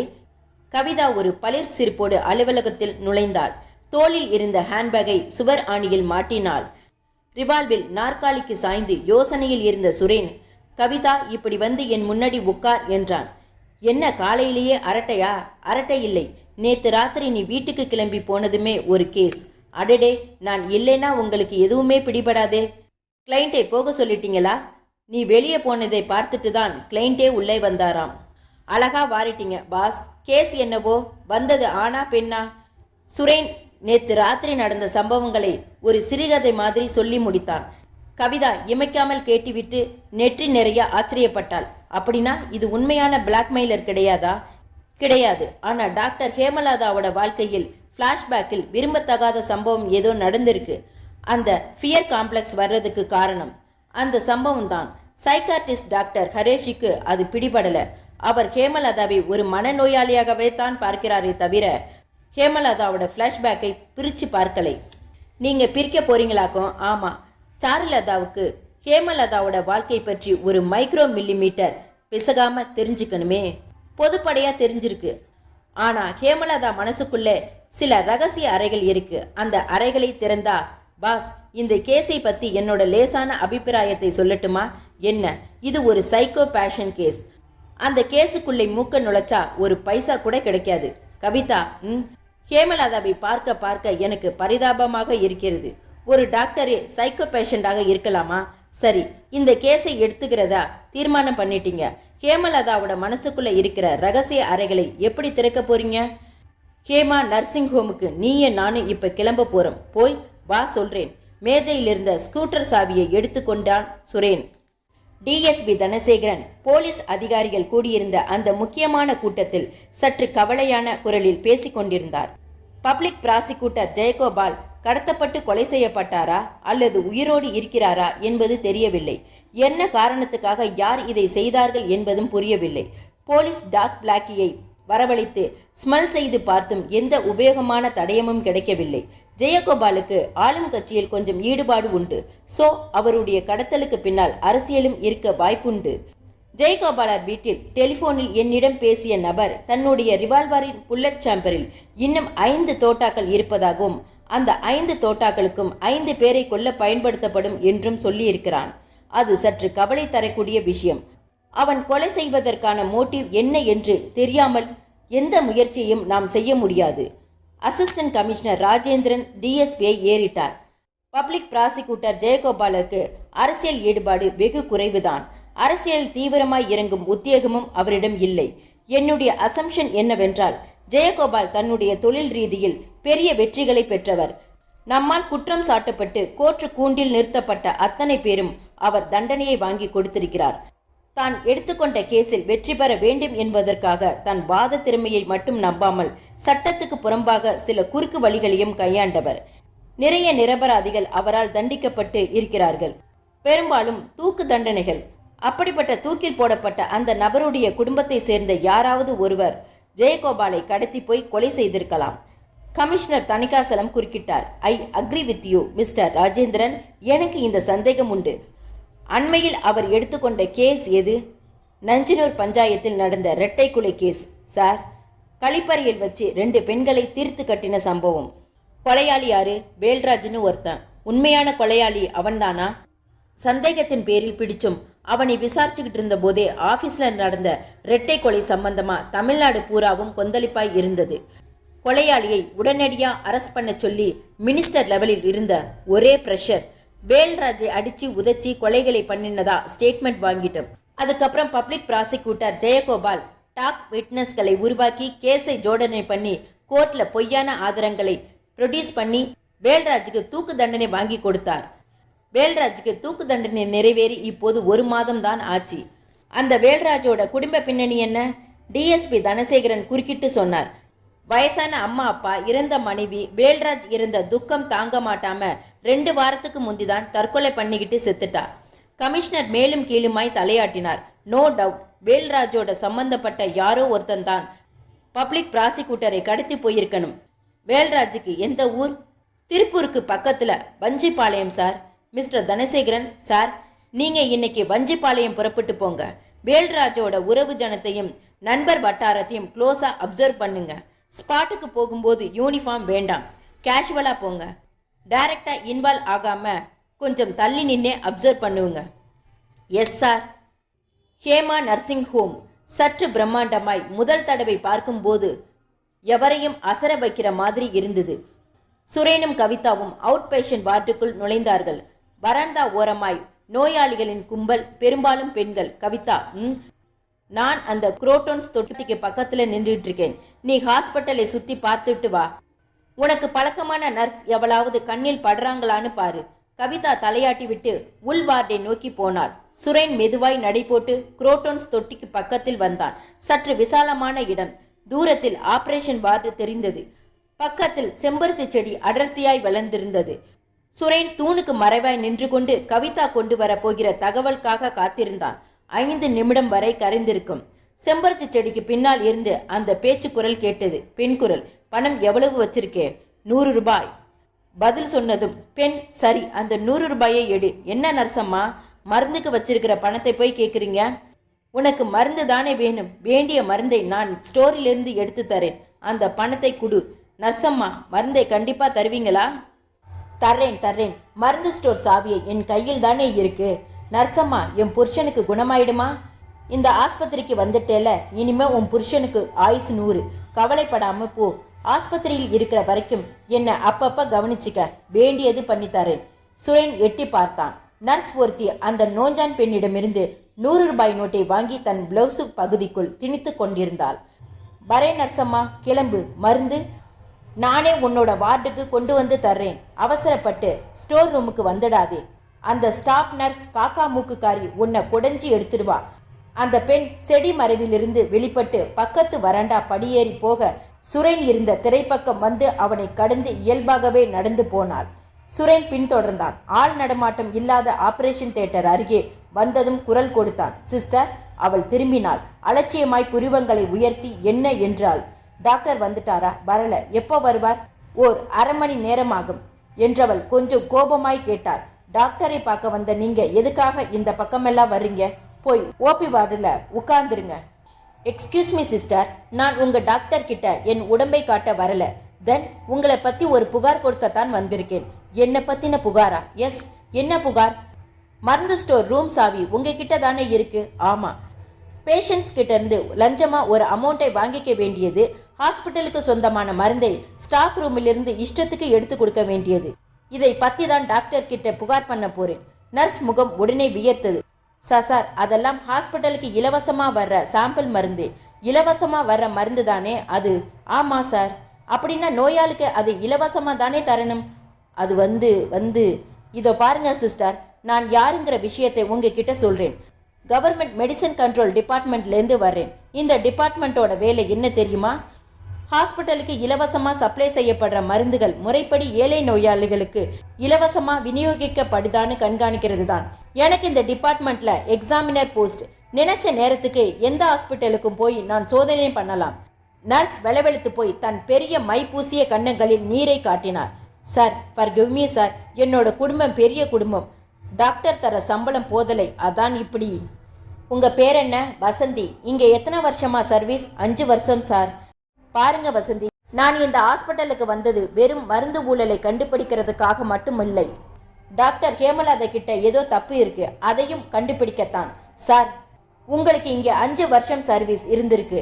ஸோ டாக்டரை பற்றி உங்களுக்கு எல்லா விஷயங்களும் தெரிஞ்சிருக்கலாம். டாக்டரை பற்றி எனக்கு எதுவுமே தெரியாது சார். நான் உண்டு, என் வேலை உண்டுன்னு. பாருங்க வசந்தி, இந்த நடிப்பு பாவலா இதெல்லாம் என்கிட்ட எடுபடாது. எனக்கு நீங்க உதவலைன்னா நான் டாக்டர் கிட்ட போறது மட்டும் இல்ல, டிபார்ட்மெண்ட்ல சொல்லி நீங்க எந்த ஹாஸ்பிட்டலிலும் வேலைக்கு சேர முடியாதபடி உங்களை பிளாக் லிஸ்ட் பண்ண என்னால முடியும். வேண்டாம் சார், கஷ்டத்தில் இருக்கிற குடும்பம் என்னோடது. என் மேல எந்த ஆக்ஷனும் எடுக்காதீங்க சார். அப்படின்னா எனக்கு ஹெல்ப் பண்ணுங்க. பண்றேன். டாக்டர் ஹேமலதாவை பற்றி உங்களுக்கு என்னென்ன தெரியும் அதையெல்லாம் நீங்கள் சொல்லணும். சாயந்தரம் 6 மணிக்கு என்னோட டியூட்டி முடியுது சார். அப்போ வெளியே போய் பேசுவோமா? சரி, சாயந்தரம் 6:30 மணிக்கு பாரதி பார்க் வாசல்ல உனக்காக காத்துக்கிட்டு இருப்பேன். நீங்க வரணும்.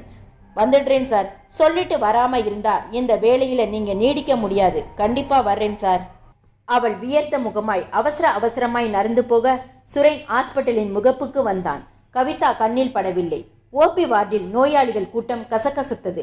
குழந்தைகள் அழுதன. நர்ஸ்கள் எந்திரத்தனமாய் திட்டிக்கொண்டே நடந்தார்கள். சுரேனின் 10 நிமிஷ காத்திருப்புக்கு பின்னால் கவிதா வந்தாள். முகத்தில் அயர்ச்சி. பாஸ், தெரிஞ்ச நர்ஸ் ஒருத்தி கூட இல்லை. கவலைப்படாதே, நான் மடக்கிட்டேன். எப்படி? வா, நடந்துகிட்டே பேசுவோம். இருவரும் நகர்ந்து போர்டிகோக்கு வந்த வினாடி அந்த பிஎட் கார் டிடிவி 6734 உள்ளே வந்து நின்றது. காரை ஓட்டி வந்த ஹேமலதா என்ஜினை அணைத்துவிட்டு கீழே இறங்கினாள். ஜாக்கெட்டுக்கு மேலே திரித்திருந்த வெள்ளை கோட், உயர்த்தி போட்ட கொண்டை. சுரேன் அவளுக்கு முன்பாய் போய் நின்றான். Good morning doctor. ஹேமலதா நிமிர்ந்தாள். குட் மார்னிங் என்றவள் குரலை இழுத்தாள். நீங்க? என்ன உங்களை தெரியலையா டாக்டர்? சரியா தெரியலையே. நான் சுரேன். எந்த சுரேன்? சுரேன் தோள்களை குறுக்கி உதட்டை பிதுக்கி கொண்டான். நேற்று ராத்திரி நடந்த சம்பவங்களை சொல்லி டாக்டரை குழப்ப வேண்டாம் என்று நினைத்தவன், சாரி டாக்டர், அப்புறமா வந்து உங்களை பார்க்கிறேன் சொல்லி நகர்ந்தான். ஹேமலதா தன் நெற்றியை கீறியபடி போகிற சுரேனையே பார்த்து கொண்டிருந்தாள். வஞ்சிப்பாளையம் கிராமம் சமீபத்திய மலையில் செழிப்பாய் இருந்தது. வயல்கள் இளம் பச்சையில் சிரித்தன. டிஎஸ்பி தனசேகரன் சாதாரண வேஷ்டி சட்டை அணிந்து தோளில் துண்டு போட்டிருந்தார். நெற்றியில் விபூதியும் குங்குமமும் பிரகாசித்தன. தலைக்கு நிறைய எண்ணெய் போட்டு கிராப் ஒரு பக்கமாய் வழித்து சீவியிருந்தார். தனசேகரன் கடைத்தெருவை கடந்து மாரியம்மன் கோயில் சந்து என்று போட்டிருந்த சிறிய வீதிக்குள் நுழைந்தார்.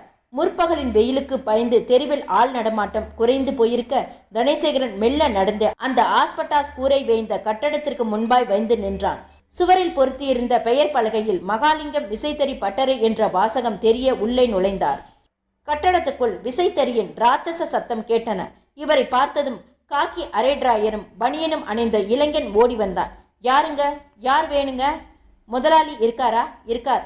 சித்த உட்காருங்க, போய் கூட்டிகிட்டு வந்துடுறேன். அந்த ஆள் உள்ளே ஓடினான். தனசேகரன் அங்கிருந்த நாற்காலியில் உட்கார்ந்து 2 நிமிஷ காத்திருப்புக்குள் நடுத்தர வயதில் அந்த மகாலிங்கம் கும்பிடு போட்டு கொண்டே வந்தார். சட்டை மாதிரியான அரக்கை பனியன், இடையில் சுற்றப்பட்ட ஒரு 4 முழ வேஷ்டி, செக்க செவலென்று தாம்பூலம் அரைக்கப்படும் பாய். வாங்க ஐயா, யாருன்னு? தனசேகரன் யோசித்து வைத்திருந்த பொய்யை சொன்னான். நான் மெட்ராஸ்லேருந்து வரேன். என் பேர் கந்தசாமி. மெட்ராஸ் மண்ணடியில் நமக்கு பெட்ஷீட் வியாபாரம். போன வருஷம் உங்க பவர்லூப் ஃபேக்டரியில் வேலை செய்கிற வேல்ராஜுங்கிற ஆள் மெட்ராஸுக்கு வந்து என்னை பார்த்தான். எங்க கிராமத்துல தயாராகிற பெட்ஷீட்களை உங்களுக்கு குறைச்ச விலையில் தர்றேன், வேண்டிய சரக்கு ஆர்டர் கொடுக்கணும்னு கேட்டான். ஆர்டர் வாங்கிக்கிட்டு 1000 ரூபாய் அட்வான்ஸ் கேட்டான். நானும் பையனை நாணயமானவனா இருக்கான்னு பணத்தை கொடுத்து விட்டேன். பணத்தை வாங்கிட்டு போன ஆள் சரக்கையும் அனுப்பலை, லெட்டரும் போடலை. திருப்பூருக்கு ஒரு வேலையா வந்த நான் அப்படியே அவன் கொடுத்திருந்த இந்த அட்ரஸை பார்த்துவிட்டு போகலாம்னு வந்தேன். வேல்ராஜ் உங்க ஃபேக்டரியில் தானே வேலை பார்க்கிறான். மகாலிங்கம் வெறுப்பாய் புன்னகைத்தார். ஐயா, விஷயம் தெரியாம வந்திருக்கேங்கன்னு நினைக்கிறேன். விஷயம் என்ன விஷயம்? வேல்ராஜ் போன மாசம் தூக்கில தொங்கிட்டானே. தனசேகரன் ஒரு போலி அதிர்ச்சியை காட்டினார். என்னது, தூக்கில தொங்கிட்டானா? ஆமாங்க, ஆள் ஒரு கொலை கேஸ்ல மாட்டிக்கிட்டான். குற்றம் உறுதியாகி தூக்கு தண்டனை கொடுத்துட்டாங்க. அடப்பாவமே! உச்சி கொட்டிய தனசேகரன் சில வினாடிகள் மௌனித்து விட்டு கேட்டார். வேல்ராஜை எப்ப தூக்குல போட்டாங்க? போன மாசம். ஆளை பார்த்தா கொலை பண்றவன் மாதிரி தெரியலையே. இந்த காலத்துல எவனை நம்ப முடியுதுங்க? நல்லவன் மாதிரியே இருக்கான். சமயம் வந்தா சுயரூபத்தை காட்டிடுறானே. வேல்ராஜ் மெட்ராஸ் வந்தப்ப அவன் கூட ஒரு சிநேகிதனும் இருந்தான். அவனையாவது பார்க்க முடியுமா? சிநேகிதனா? பேர் தெரியல. வேல்ராஜோட வயசுதான் இருக்கும். 2 பேரும் சேர்ந்துதான் பெட்ஷீட் சப்ளை பண்ண போறதா சொன்னாங்க. யோக்கியமானவங்களா தெரிஞ்சதுனால ஆர்டரும் கொடுத்து பணத்தையும் கொடுத்தேன். ஒரு நிமிஷம் இருங்க என்று மகாலிங்கம் ஃபேக்டரியின் உட்பக்கமாய் பார்த்து குரல் கொடுத்தார். டே பொன்ராசு, ஜல்தியா வந்துட்டு போ. உள்ளே இருந்து ஒருவன் வேகமாய் ஓடி வந்து நின்றான். ஐயா, தூக்குல போட்டாங்களே வேல்ராஜ், அவனோட சிநேகிதங்க யார் யாருன்னு உனக்கு தெரியுமா? சம்பாமூர்த்திங்க. யாரு? மணியக்கார வீட்டு பையனா? ஆமாங்க, அவங்க 2 பேரும் சேர்ந்துக்கிட்டு தான் ஒன்னா சினிமாவுக்கு போவாங்க, சாயந்தரமான ஆத்துல குளிக்க போவாங்க. தனசேகரன் கேட்டார். வேற சிநேகிதம்? வேல்ராஜுக்கு சம்பாமூர்த்தி ஒருத்தன் தாங்க சிநேகிதன். சம்பாமூர்த்தி இப்ப வீட்டில் இருப்பானா? இருப்பாங்க. மணியக்கார் வீட்டுக்கு எப்படி போகணும்? இப்படியே சோத்துக்கை பக்கமா போனீங்கன்னா கிழக்கால தோட்டம் வருங்க. தோட்டத்துக்கு பக்கத்து வீடு மணியக்காரர் வீடு. வாசல்ல மாட்டை கட்டியிருப்பாங்க. மணியக்கார் வீடு எதுன்னு கேட்டா சின்ன பையன் கூட கையை காட்டுவானுங்க. அப்ப நான் வர்றேங்க. இருங்க, தாகத்துக்கு ஏதாவது ஒன்று வேண்டாங்க. தனசேகரன் கை குவித்து விட்டு பர்வீம் ஃபேக்டரியை விட்டு வெளியே வந்து மணியக்காரனின் வீட்டை நோக்கி நடந்தார்.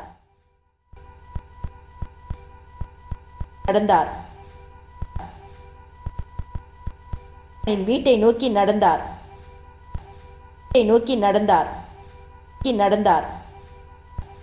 நோக்கி நடந்தார். வந்து மணியக்காரனின் வீட்டை நோக்கி நடந்தார். விட்டு வெளியே வந்து மணியக்காரனின் வீட்டை நோக்கி நடந்தார். பர்வீம் ஃபேக்டரியை விட்டு வெளியே வந்து மணியக்காரனின் வீட்டை நோக்கி நடந்தார். விட்டு வெளியே வந்து மணியக்காரனின் வீட்டை நோக்கி நடந்தார். வீட்டை நோக்கி நடந்தார். வந்து மணியக்காரனின் வீட்டை நோக்கி நடந்தார். வீட்டை நோக்கி நடந்தார். இருங்க, தாகத்துக்கு ஏதாவது ஒன்று வேண்டாங்க. தனசேகரன் கை குவித்து விட்டு பர்வீம் ஃபேக்டரியை விட்டு வெளியே வந்து மணியக்காரனின் வீட்டை நோக்கி நடந்தார்.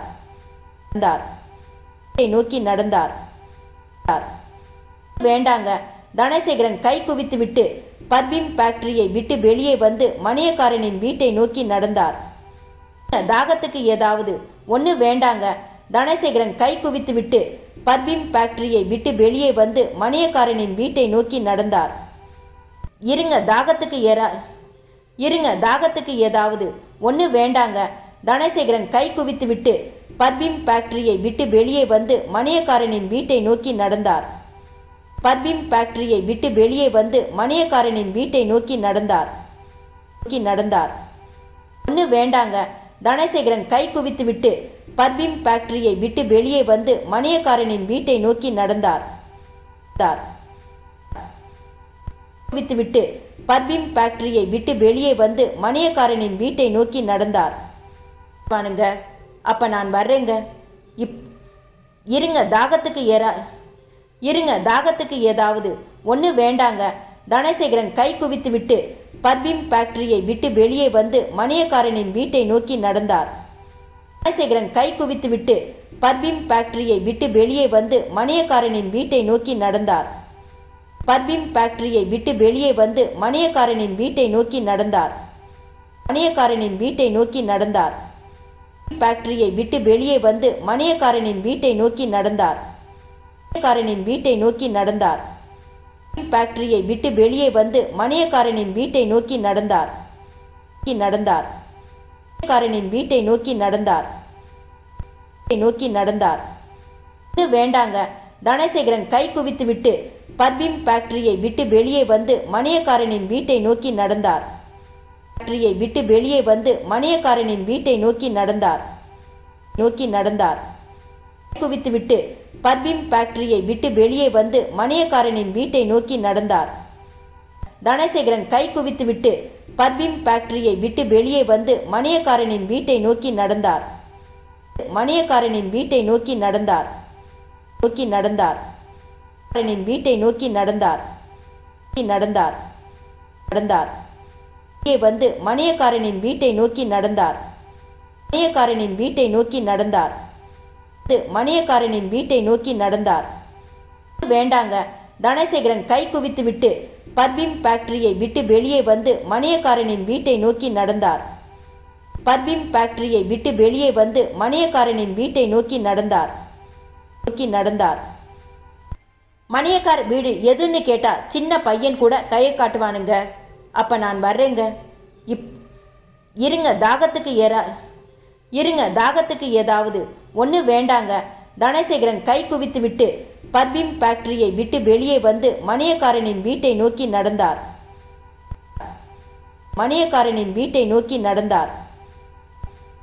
வீட்டை நோக்கி நடந்தார். ஒன்று வேண்டாங்க. தனசேகரன் கை குவித்து விட்டு பர்வீன் ஃபேக்டரியை விட்டு வெளியே வந்து மணியக்காரனின் வீட்டை நோக்கி நடந்தார். ஃபேக்டரியை விட்டு வெளியே வந்து மணியக்காரனின் வீட்டை நோக்கி நடந்தார்.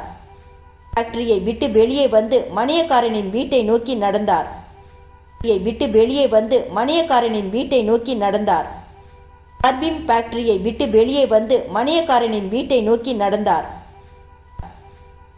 ஏதாவது ஒன்று வேண்டாங்க. தனசேகரன் கை குவித்து விட்டு பர்வீன் ஃபேக்டரியை விட்டு வெளியே வந்து மணியக்காரனின் வீட்டை நோக்கி நடந்தார். வேண்டாங்க. தனசேகரன் கை குவித்து விட்டு பர்வீன் ஃபேக்டரியை விட்டு வெளியே வந்து மணியக்காரனின் வீட்டை நோக்கி நடந்தார். பர்வீன் ஃபேக்டரியை விட்டு வெளியே வந்து மணியக்காரனின் வீட்டை நோக்கி நடந்தார். பர்வீன் ஃபேக்டரியை விட்டு வெளியே வந்து மணியக்காரனின் வீட்டை நோக்கி நடந்தார். வெளியே வந்து மணியக்காரனின் வீட்டை நோக்கி நடந்தார். மணியக்காரனின் வீட்டை நோக்கி நடந்தார். விட்டு வெளியே வந்து மணியக்காரனின் வீட்டை நோக்கி நடந்தார். இருங்க தாகத்துக்கு ஏதாவது ஒன்று வேண்டாங்க. தனசேகரன் கை குவித்து விட்டு பர்வீன் ஃபேக்டரியை விட்டு வெளியே வந்து மணியக்காரனின் வீட்டை நோக்கி நடந்தார்.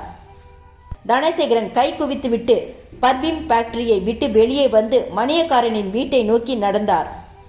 வீட்டை நோக்கி நடந்தார்.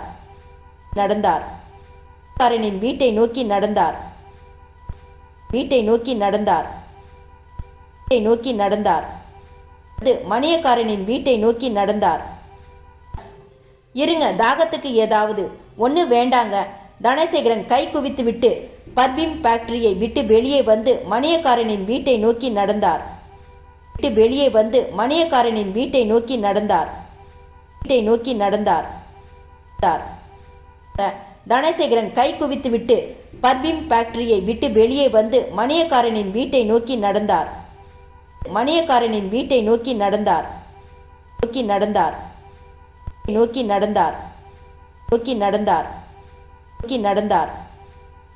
வீட்டை நோக்கி நடந்தார். இருங்க, தாகத்துக்கு ஏதாவது ஒன்று வேண்டாங்க. தனசேகரன் கை குவித்துவிட்டு பர்வீன் ஃபேக்டரியை விட்டு வெளியே வந்து மணியக்காரனின் வீட்டை நோக்கி நடந்தார். பர்வீன் ஃபேக்டரியை விட்டு வெளியே வந்து மணியக்காரனின் வீட்டை நோக்கி நடந்தார். இருங்க, தாகத்துக்கு ஏதாவது ஒன்று வேண்டாங்க. தனசேகரன் கை குவித்துவிட்டு பர்வீன் ஃபேக்டரியை விட்டு வெளியே வந்து மணியக்காரனின் வீட்டை நோக்கி நடந்தார்.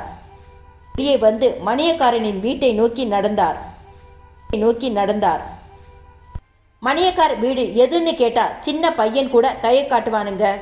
அப்ப நான் வர்றேங்க. இருங்க, தாகத்துக்கு ஏதாவது ஒன்று வேண்டாங்க. தனசேகரன் கை குவித்துவிட்டு பர்வீன் ஃபேக்டரியை விட்டு வெளியே வந்து மணியக்காரனின் வீட்டை நோக்கி நடந்தார். இருங்க, தாகத்துக்கு ஏதாவது ஒன்று வேண்டாங்க. தனசேகரன் கை குவித்துவிட்டு பர்வீன் ஃபேக்டரியை விட்டு வெளியே வந்து மணியக்காரனின் வீட்டை நோக்கி நடந்தார். வந்து மணியக்காரனின் வீட்டை நோக்கி நடந்தார்.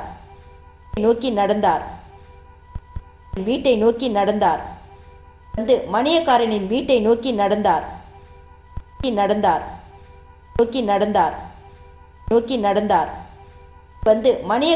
வீட்டை நோக்கி நடந்தார். விட்டு வெளியே வந்து மணியக்காரனின் வீட்டை நோக்கி நடந்தார். ஃபேக்டரியை விட்டு வெளியே வந்து மணியக்காரனின் வீட்டை நோக்கி நடந்தார். பர்வீன் ஃபேக்டரியை விட்டு வெளியே வந்து மணியக்காரனின் வீட்டை நோக்கி நடந்தார்.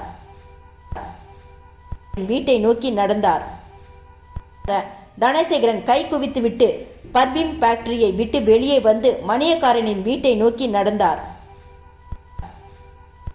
தனசேகரன் கை குவித்துவிட்டு பர்வீன் ஃபேக்டரியை விட்டு வெளியே வந்து மணியக்காரனின் வீட்டை நோக்கி நடந்தார். மணியக்கார் வீடு எதுன்னு கேட்டா சின்ன பையன் கூட கையை காட்டுவானுங்க. அப்ப நான் வர்றேங்க. இருங்க, தாகத்துக்கு ஏதாவது ஒன்று வேண்டாங்க. தனசேகரன் கை குவித்துவிட்டு பர்வீன் ஃபேக்டரியை விட்டு வெளியே வந்து மணியக்காரனின் வீட்டை நோக்கி நடந்தார்.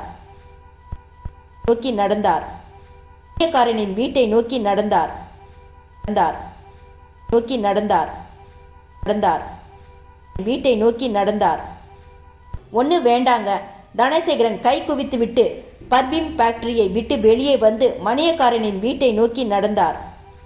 பர்வீன் ஃபேக்டரியை விட்டு வெளியே வந்து மணியக்காரனின் வீட்டை நோக்கி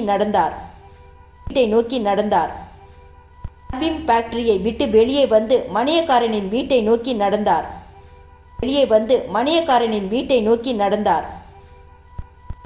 மணியக்கார் வீடு எதுன்னு கேட்டா சின்ன பையன் கூட கையை காட்டுவானுங்க. அப்ப நான் வர்றேங்க. இருங்க, தாகத்துக்கு ஏதாவது ஒன்று வேண்டாங்க. தனசேகரன் கை குவித்துவிட்டு பர்வீன் ஃபேக்டரியை விட்டு வெளியே வந்து மணியக்காரனின் வீட்டை நோக்கி நடந்தார்.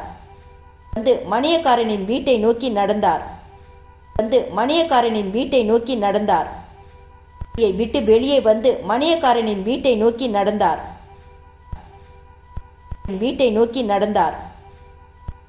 பர்வீன் ஃபேக்டரியை விட்டு வெளியே வந்து மணியக்காரனின் வீட்டை நோக்கி நடந்தார். சரியாய் 6:30 மணிக்கெல்லாம் நர்ஸ் வசந்தி பாரதி பார்க் வாசலில் பிரசன்னமானாள். காலையில் நர்ஸ் யூனிஃபார்ம் பார்த்ததை காட்டிலும் சேலையில் அழகாய் இருந்தாள். கண்களில் மட்டும் லேசான கலக்கம். கவிதா பார்க்கின் இன்னொரு திசையில் உட்கார்ந்து கொண்டு சுரேனையும் வசந்தியையும் கவனித்தபடி இருந்தாள். வசந்தி சுற்றுமுற்றும் பார்த்துவிட்டு சுரேனை ஏறிட்டாள். சார், ஹேமலதாவை பற்றி உங்களுக்கு என்ன தெரியணும்? அவங்களோட நடவடிக்கைகளில் ஏதோ தப்பு இருக்கிற மாதிரி எனக்கு தெரியுது. அதை ஓரளவுக்கு கண்டுபிடிச்சிட்டேன். மீதி விவரங்களை தெரிஞ்சுக்கிட்டு நடவடிக்கை எடுக்கிறதுக்காகத்தான் டிபார்ட்மெண்ட்ல இருந்து என்னை அமுச்சு வச்சிருக்காங்க. டாக்டர் ஹேமலதா ஒரு பிளாக்மெயில் விஷயத்துல மாட்டியிருக்காங்கன்னு நினைக்கிறேன், சரியா? அவள் வியர்ந்தாள். சார், உங்களுக்கே விஷயம் தெரிஞ்சிருக்கும் போலிருக்கே. தெரியும், தெரிஞ்சுக்கிட்ட விஷயத்துல தெளிவு இல்லை. அதை தெளிவா சொல்ல வேண்டியது உங்க பொறுப்பு. சார், டாக்டரை பத்தின எல்லா விஷயத்தையும் உங்ககிட்ட சொல்றேன். ஆனா நாளைக்கு என்கொயரி அது இதுன்னு வரும்போது என்னை மாட்டி விட்டுடாதீங்க. நீங்க விஷயத்த சொல்லுங்க. உங்க பேர் வெளியே வராதபடி நான் பார்த்துக்கிறேன். வசந்தி மறுபடியும் சுற்றுமுற்றும் பார்த்துவிட்டு சுரேனை ஏறிட்டாள். சார், டாக்டர் ஹேமலதாவுக்கு பணத்தாசை அதிகம். நிறைய பணம் சம்பாதிச்சு நர்சிங் ஹோமை பெரிய அளவில் கட்டணம்ங்கிறது அவங்க ஆசை. ஆனால் கல்யாணம் ஆகாமலே கர்ப்பமாகிடுற பெரிய பணக்கார வீட்டு பெண்களுக்கும் காலேஜில் படிக்கிற பெண்களுக்கும் ரகசிய கருச்சிதைவு செய்ய ஆரம்பிச்சாங்க. அதுக்கான ஃபீஸையும் எக்கச்சக்கமாய் வாங்கினாங்க. அப்படியே ஃபீஸ் வாங்குறதோடு நிறுத்தி இருந்தாலும் பரவாயில்லை, தன்னோட கார் டிரைவர் விட்டலை தன் கையில் போட்டுக்கிட்டு அவன் மூலமா எக்கச்சக்கமான பணத்தை கறக்க ஆரம்பிச்சாங்க. இந்த பிளாக்மெயில் விவகாரத்துல 4-5 பெண்கள் தற்கொலை பண்ணிக்கிட்டு செத்து போயிட்டாங்க சார். சுரேனின் நெற்றி வியப்பில் ஏறியது. அப்பாவித்தனமான ஹேமலதாக்குள்ள இப்படி ஒரு கருப்பு எண்ணமா? வசந்தி தொடர்ந்தாள். ஹேமலதாவோட பண ஆசை இத்தோடு நின்று விடலை சார், வேற ரூபங்களில் வளர்ந்துகிட்டே வந்தது. உங்களுக்கு பப்ளிக் ப்ராசிக்யூட்டர் ஜெயகோபாலை தெரியுமா? தெரியும், கோர்ட்ல 2-3 தடவை பார்த்திருக்கேன். கெட்டிக்கார பிபி. அவரோட கேஸ் சம்பந்தப்பட்ட போலியான போஸ்ட்மார்ட்டம் ரிப்போர்ட்களை ப்ரிப்பேர் பண்ணி தர்றது ஹேமலதாவோட வேலை. இது மாதிரியான வேலைகளுக்கு நிறைய பணமும் கிடைச்சிது.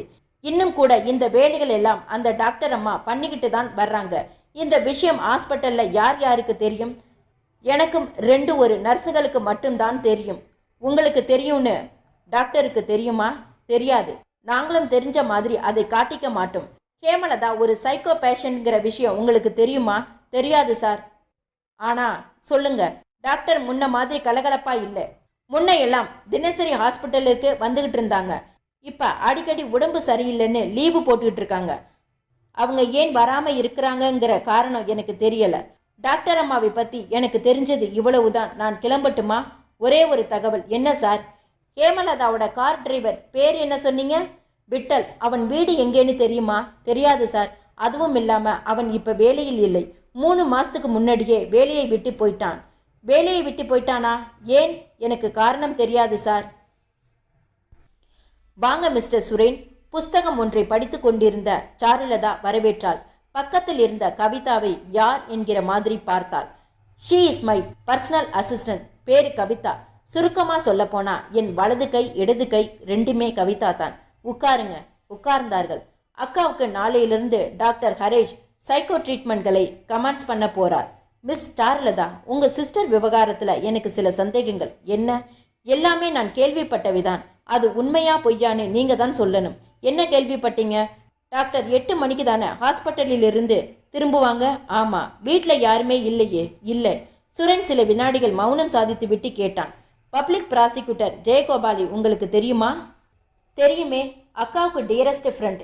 இங்க வீட்டுக்கு கூட அடிக்கடி வருவார். எந்த மாதிரியான ஃப்ரெண்ட்ஷிப்னு சொல்ல முடியுமா? ஜஸ்ட் ஃப்ரெண்ட்ஸ், அவ்வளவுதான். நான் கேள்விப்பட்டதை சொல்லட்டுமா மிஸ் சாருலதா? சொல்லுங்க.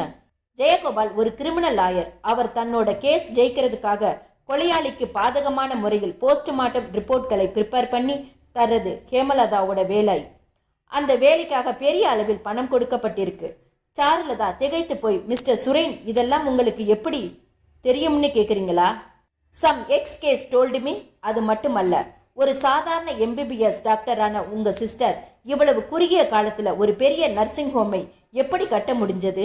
கருச்சிதைவுக்காக வர பணக்கார பெண்களை பிளாக்மெயில் பண்ணி அவங்க கிட்ட இருந்து கறந்த பணத்துல தானே கட்டடத்தை கட்டி முடிச்சாங்க.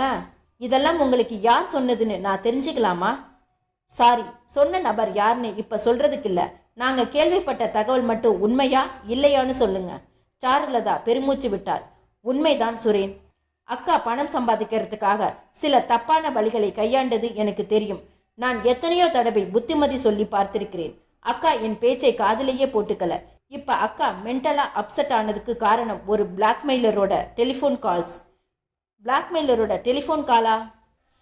எஸ். அக்காவை பற்றிய எல்லா உண்மைகளும் உங்களுக்கு தெரிஞ்சிருக்கிறதுனால நானும் எதையும் மறைக்க விரும்பல. கடந்த 6 மாச காலமாகவே அக்கா ஒரு பிளாக்மெயிலர் கிட்ட மாட்டிக்கிட்டு இருக்கா. ஒரு தடவை அவன் ஃபோன் பண்ணும்போது நான் எக்ஸ்டென்ஷன் டெலிஃபோன் ரிசீவரை எடுத்து ஒட்டி கேட்டேன். கருச்சிதைவு செய்துகிட்ட பெண்களை பிளாக்மெயில் பண்ணி பணம் சம்பாதிச்சதை எவனோ ஒருவன் தெரிஞ்சுக்கிட்டு அக்காவை பிளாக்மெயில் பண்ணி பணம் கேட்பான். அக்காவும் அவ்வப்போது பணத்தை கொண்டு போய் கொடுத்துட்டு வந்தா. சம்பாதிச்ச பணம் கையை விட்டு கணிசமா போயிருக்கிற அதிர்ச்சி ஒரு பக்கம், நாளைக்கு விஷயம் வெளியே தெரிஞ்சா என்னவாகுமோ என்கிற பயம், இந்த அதிர்ச்சியும் பயமும் சேர்ந்து அக்காவை மென்டல் பேஷண்டா ஆக்கிடுச்சு. போலீஸ்ல மாட்டிக்கிற மாதிரி கனவு கண்டுட்டு அலறதும், உங்களை மாதிரியான டிடெக்டிவ் ஏஜென்சிக்கு ஃபோன் பண்ணி வர சொல்றதும் நாளுக்கு நாள் சகஜமாயிடுச்சு. எனக்கு இப்ப இருக்கிற கவலை எல்லாம் மென்டல் சிக்கோடு இருக்கிற அக்காவை பழைய நிலைமைக்கு எப்படி கொண்டு வர்றதுங்கிறது தான். அந்த பிளாக்மெயிலர் யாரு தெரியல. வேலையை விட்டு நின்னுட்ட கார் டிரைவர் விட்டலாய் இருக்குமோ? எனக்கும் அந்த எண்ணம் உண்டு. விட்டல் ஏன் வேலையை விட்டு நின்னுட்டான்? காரணம் தெரியல. விட்டல் வேலையை விட்டு நின்னுட்டதா அக்கா சொல்லிதான் எனக்கு தெரியும். விட்டல் அப்பா அம்மா இல்லாத ஒரு அனாதை. அவனுக்கு எந்த சொந்த பந்தமும் கிடையாது. சுரேன் எழுந்தான். சாருலதா கேட்டாள், என்ன எந்திரிச்சிட்டீங்க? உங்க அக்காவை ஆஸ்பத்திரிக்கே போய் விசாரிக்கலாம்னு போறேன். வீட்டுக்கு வந்தா அவங்க மனநிலை எப்படி இருக்கும்னு சொல்ல முடியாதே. மிஸ்டர் சுரேன், எனக்காக ஒரு உதவி. என்ன? அக்காவை நீங்க விசாரிங்க, பட் அவங்க சொல்ற உண்மைகளை போலீஸ் வரைக்கும் கொண்டு போயிடாதீங்க. அக்காவால அதை தாங்கிக்க முடியாது. நீங்க ஒரு லாயர் மாதிரி இருந்து அக்காவை இந்த சிக்கலில் இருந்து விடுவிக்கணும். நீங்க கேட்குற ஃபீஸை நான் தரேன். முதல்ல அந்த பிளாக்மெயிலர் யாருங்கிறத கண்டுபிடிப்போம். சொல்லிக்கொண்டே நகர முயல சுரேன் டீப்பாயில் மேல் உட்கார்ந்திருந்த டெலிபோன் அலறும் சத்தம் கேட்டு நின்றான். சாருலதா ரிசீவரை எடுத்தாள். ஹலோ. ஒரு பெண்ணின் குரல் அவசர அவசரமாய் கேட்டது. சாருலதா மேடமா? ஆமா மேடம், நான் ஸ்டாஃப் நர்ஸ் வீணா பேசுறேன். என்ன? டாக்டரை டாக்டரை டாக்டரை யாரோ துப்பாக்கியால் சுட்டுட்டாங்க. உயிருக்கு ஆபத்தான நிலைமையில். சாருலதா கையில் இருந்த ரிசீவர் அதிர்ச்சியில் நழுவி டீப்பாயின் கண்ணாடி பரப்பு மேல் விழுந்தது. கமிஷனர் முன்பு நின்றிருந்த டிஎஸ்பி தனசேகரன், வஞ்சிப்பாளையம் போய் வந்தீங்களே, any useful message mister Dhanasekaran? Sorry sir, 2 நாட்கள்ல டீப் என்கொயரி பண்ணியும் நோ யூஸ். வேல்ராஜுக்கு ரொம்பவும் நெருக்கமான ஃப்ரெண்ட் சம்பாமூர்த்தின்னு ஒருத்தன். அவன் டைஃபாய்டு காய்ச்சலில் பாதிக்கப்பட்டு எலும்பும் தோலுமாய் ஆஸ்பத்திரியில் படுத்திருக்கான். வேலராஜோட அப்பாவுக்கும் பேரலைஸ் அட்டாக். அம்மாக்காரி மகனை நினைச்சு அழுதுகிட்டு இருக்கா. தற்கொலை பண்ணிக்கிட்டு இறந்து போன வேல்ராஜோட மனைவிக்கு கூட பிறந்தவங்க யாரும் இல்லை, அம்மா மட்டும்தான். வேல்ராஜுக்கு வேற யாராவது ஃப்ரெண்ட்ஸ்? இல்ல, அவன் சம்பாமூர்த்தி கிட்ட மட்டும்தான் அதிகமா பழகி இருக்கான். வேல்ராஜ் கொலை பண்ணியிருப்பான்னு ஜனங்க நம்புறாங்களா? விசாரிச்ச அளவில் பாதி பேர் நம்புறாங்க சார். ஆனா எனக்கு என்னவோ வேல்ராஜ் நிரபராதியாகத்தான் இருந்திருக்க வேண்டும் என்று என் மனசுக்கு படுது சார். தூக்கில தொங்கிட்டவனை பத்தி இனிமே பேச என்ன இருக்கு? டெலிபோன் சினுங்கியது. கமிஷனர் ரிசீவரை எடுத்தார். ஹலோ கமிஷனரா? ஒரு ஆண் குரல். எஸ்.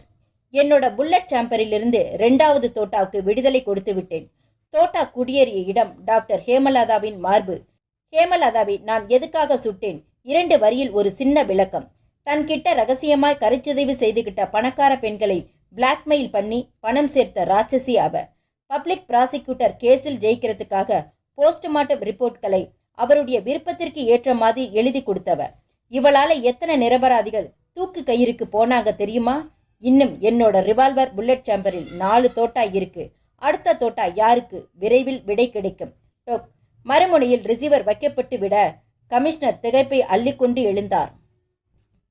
பிராணவாயு சிலிண்டரின் உதவியால் மூச்சிறைத்து கொண்டு ஐசி யூனிட்டில் ஹேமலதா கிடக்க, வராண்டாவில் சுரேன், கவிதா, அழுத முகமாய் Charulatha, doctor Haresh, police commissioner, DSP Dhanasekaran, ஒரு இன்ஸ்பெக்டர், 4-5 கான்ஸ்டபிள்கள், கவலையாய் நர்ஸ்கள், ஆஸ்பத்திரி சிம்பந்திகள்.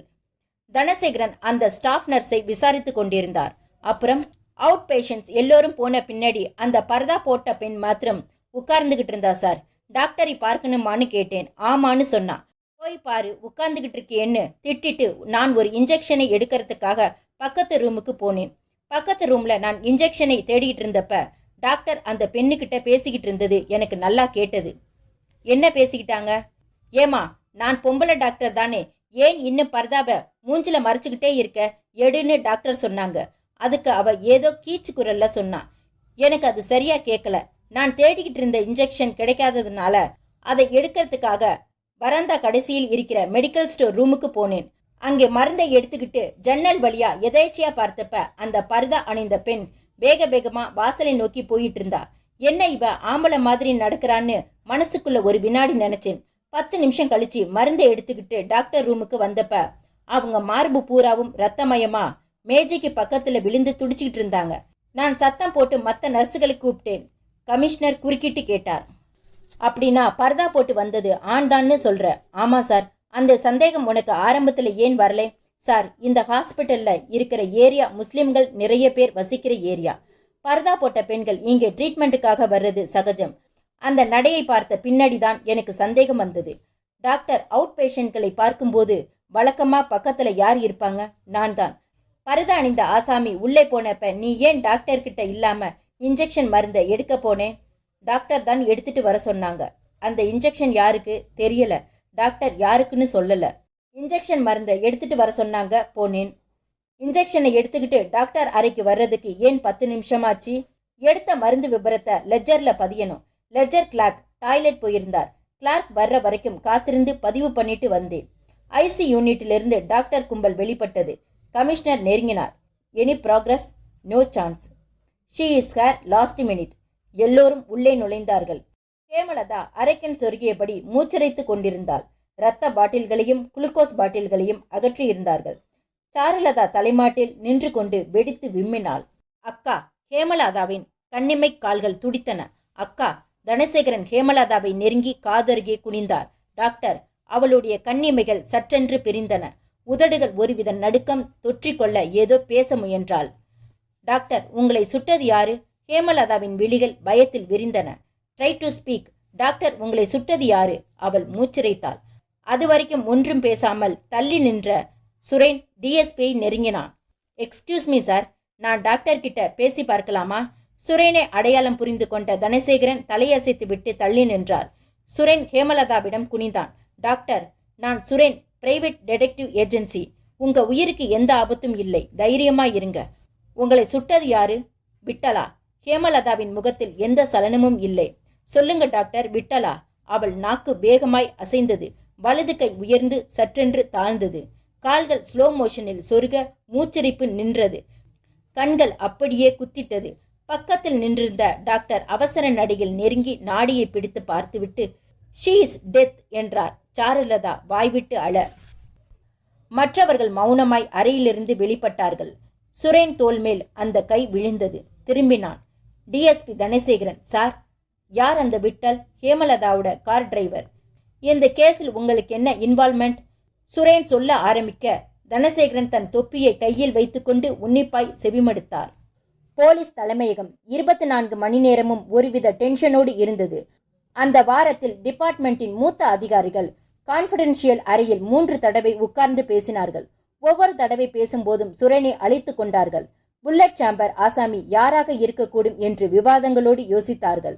சுரேன் 3வது தடவை கூட்டப்பட்ட கூட்டத்தில் சொன்னான். ஜெயகோபாலையும் ஹேமலதாவையும் குறிவைத்து தீர்த்து கட்டிய ஆசாமிக்கு ஏதோ கோபம். அந்த கோபம் இன்னும் 4 பேர் மேலே இருக்கு. அவங்க யாரா இருக்க கூடுங்கிறத யோசிச்சு அவர்களுக்கு ப்ரொடெக்ஷன் கொடுக்க வேண்டியது முக்கியம். அவங்களை எப்படி கண்டுபிடிக்கிறது? ஜெயகோபாலுக்கும் ஹேமலதாவுக்கும் துப்பாக்கி தோட்டாக்களை கொடுத்ததுக்கான காரணத்தை புல்லட் சாம்பர் ஆசாமி தெளிவா சொல்லியிருக்கான். ஜெயகோபால் பொய் சாட்சிகளை உற்பத்தி பண்ணி நிரபராதிகளை தூக்கு கயிறுக்கு அனுப்பியவர். ஹேமலதா ஜெயகோபாலுக்கு உறுதுணையா இருந்து அவருடைய இன்ஸ்ட்ரக்ஷன் படி போஸ்ட்மார்ட்டம் ரிப்போர்ட்களை தயார் பண்ணியவர். இதே மாதிரி சட்டத்துக்கு ஜெயகோபாலுக்கும் ஹேமலதாவுக்கும் பழக்கமானவர்களாக இருக்கலாம். We gave to find out them. அதான் எப்படி என்கிறேன். ஹேமலதாவுக்கும் ஜெயகோபாலுக்கும் வேண்டியவங்க யார் யாருங்கிறத லிஸ்ட் பண்ணணும். அந்த லிஸ்டில் இல்லீகல் பேர்வழிகளை மட்டும் டிக் மார்க் பண்ணி கண்காணிக்கணும். கமிஷனர் பெருமூச்சு விட்டார். செத்து போன 2 பேருக்கும் வேண்டியவங்க எத்தனையோ பேர் இருக்கலாம். அவங்களை லிஸ்ட் பண்றது சாதாரண காரியமில்லை. சுரேன் குறுக்கிட்டு சொன்னான். எக்ஸ்கியூஸ் மீ சார், நான் ஒரு யோசனையை சொல்லலாமா? ப்ளீஸ். கார் டிரைவர் விட்டலை பத்தி விசாரிக்கிறதுக்காக நானும் என்னோட அசிஸ்டன்ட் கவிதாவும் இந்த வாரம் பூராவும் முழு மூச்சா விசாரிச்சோம். ஜெயகோபால் வீட்டு வேலைக்காரனையும் சந்திச்சோம். விட்டலை பத்தி ஒரு உருப்படியான தகவல் கூட கிடைக்காவிட்டாலும் வேறு சில தகவல்கள் கிடைச்சது. என்ன தகவல்கள்? 2 வருஷத்துக்கு முந்தி ஹேமலதா தான் கட்டின வீட்டுக்கு கிரகப்பிரவேசம் நடத்தியிருக்காங்க. அதே மாதிரி ஜெயகோபாலுக்கும் அவர் ப்ராசிக்யூட்டர் ஆனதுக்காக அவர் வீட்டில் ஒரு விழா எடுத்திருக்காங்க. சரி, அந்த 2 ஃபங்க்ஷன்லையும் வீடியோ கேமராவை வச்சு ஃபங்க்ஷனை கவரேஜ் பண்ணியிருக்காங்க. அந்த கேசட்டுகளை வாங்கி டெக்கில் போட்டு பார்த்தா 2 பேருக்குமே வேண்டியவங்க யார் யார் வந்திருக்காங்கங்கிறத லிஸ்ட் பண்ணிடலாம். கமிஷனர் ஏசியிடம் திரும்பினார். இதுவும் நல்ல யோசனையாகத்தான் படுது. கேசட்டுகளை போட்டு பார்க்க ஏற்பாடு பண்ணிடுறேன் சார். Do it immediately. ராத்திரி 10:30 மணி. யூரோப்பியன் சாக்கர் ஹைலைட்ஸை டிவியில் பார்த்துவிட்டு படுக்கையில் சாய்ந்த ஹரேஷ் காலிங் பெல் அலறும் சத்தம் கேட்டு எழுந்தார். இந்த நேரத்துக்கு யாராவது பேஷண்டா? நைட் கவுனின் மூச்சை இறுக்கி கட்டிக்கொண்டே ஹாலை கடந்து போய் பக்கவாட்டு ஜன்னலை திறந்து பார்த்தார். வாசல் கதவருகே நின்றிருந்தவன் அவரை பார்த்து புன்னகைத்தான். நான் தான் டாக்டர். ஓ ஜோஸ், நீயா? கதவை திறந்து அவனை உள்ளே வரவிட்டு தாழ்பாலை போட்டுக்கொண்டார். என்ன ஜோஸ் இந்த நேரத்துல? சார், கொஞ்ச நாளைக்கு கர்நாடகத்துல இருக்கிற என்னோட சொந்த கிராமத்துக்கே போயிட்டு வரலாம்னு இருக்கேன். ஏன் திடீர்னு? பயமா இருக்கு சார். பயமா? எதுக்கு பயம்? ஜோஸ் மெல்ல சிரித்தான். உங்களுக்கு என்ன டாக்டர், 20,000 ரூபாய் என் கையில் கொடுத்து ஜெயகோபாலையும் ஹேமலதாவையும் தீர்த்து கட்ட சொன்னீங்க. நானும் ஏதோ தைரியத்துல தீர்த்து கட்டிட்டேன். ஆனா இப்ப போலீஸோட நடவடிக்கைகள் பார்த்தா நெஞ்சுக்குள்ள திக்கு திக்குன்னு இருக்கு. ராத்திரி படுத்தா தூங்க முடியல டாக்டர். பயத்துல பயம் திம்மு திம்முன்னு உட்கார்ந்துகிட்டு சாப்பிட முடியல. ஜோஸ், நீ என்கிட்ட கம்பவுண்டரா வேலை பார்த்தாலும் நான் உன்னை என் ஃப்ரெண்டு மாதிரி ட்ரீட் பண்றேன். உன்னோட பயம் எனக்கு புரியுது.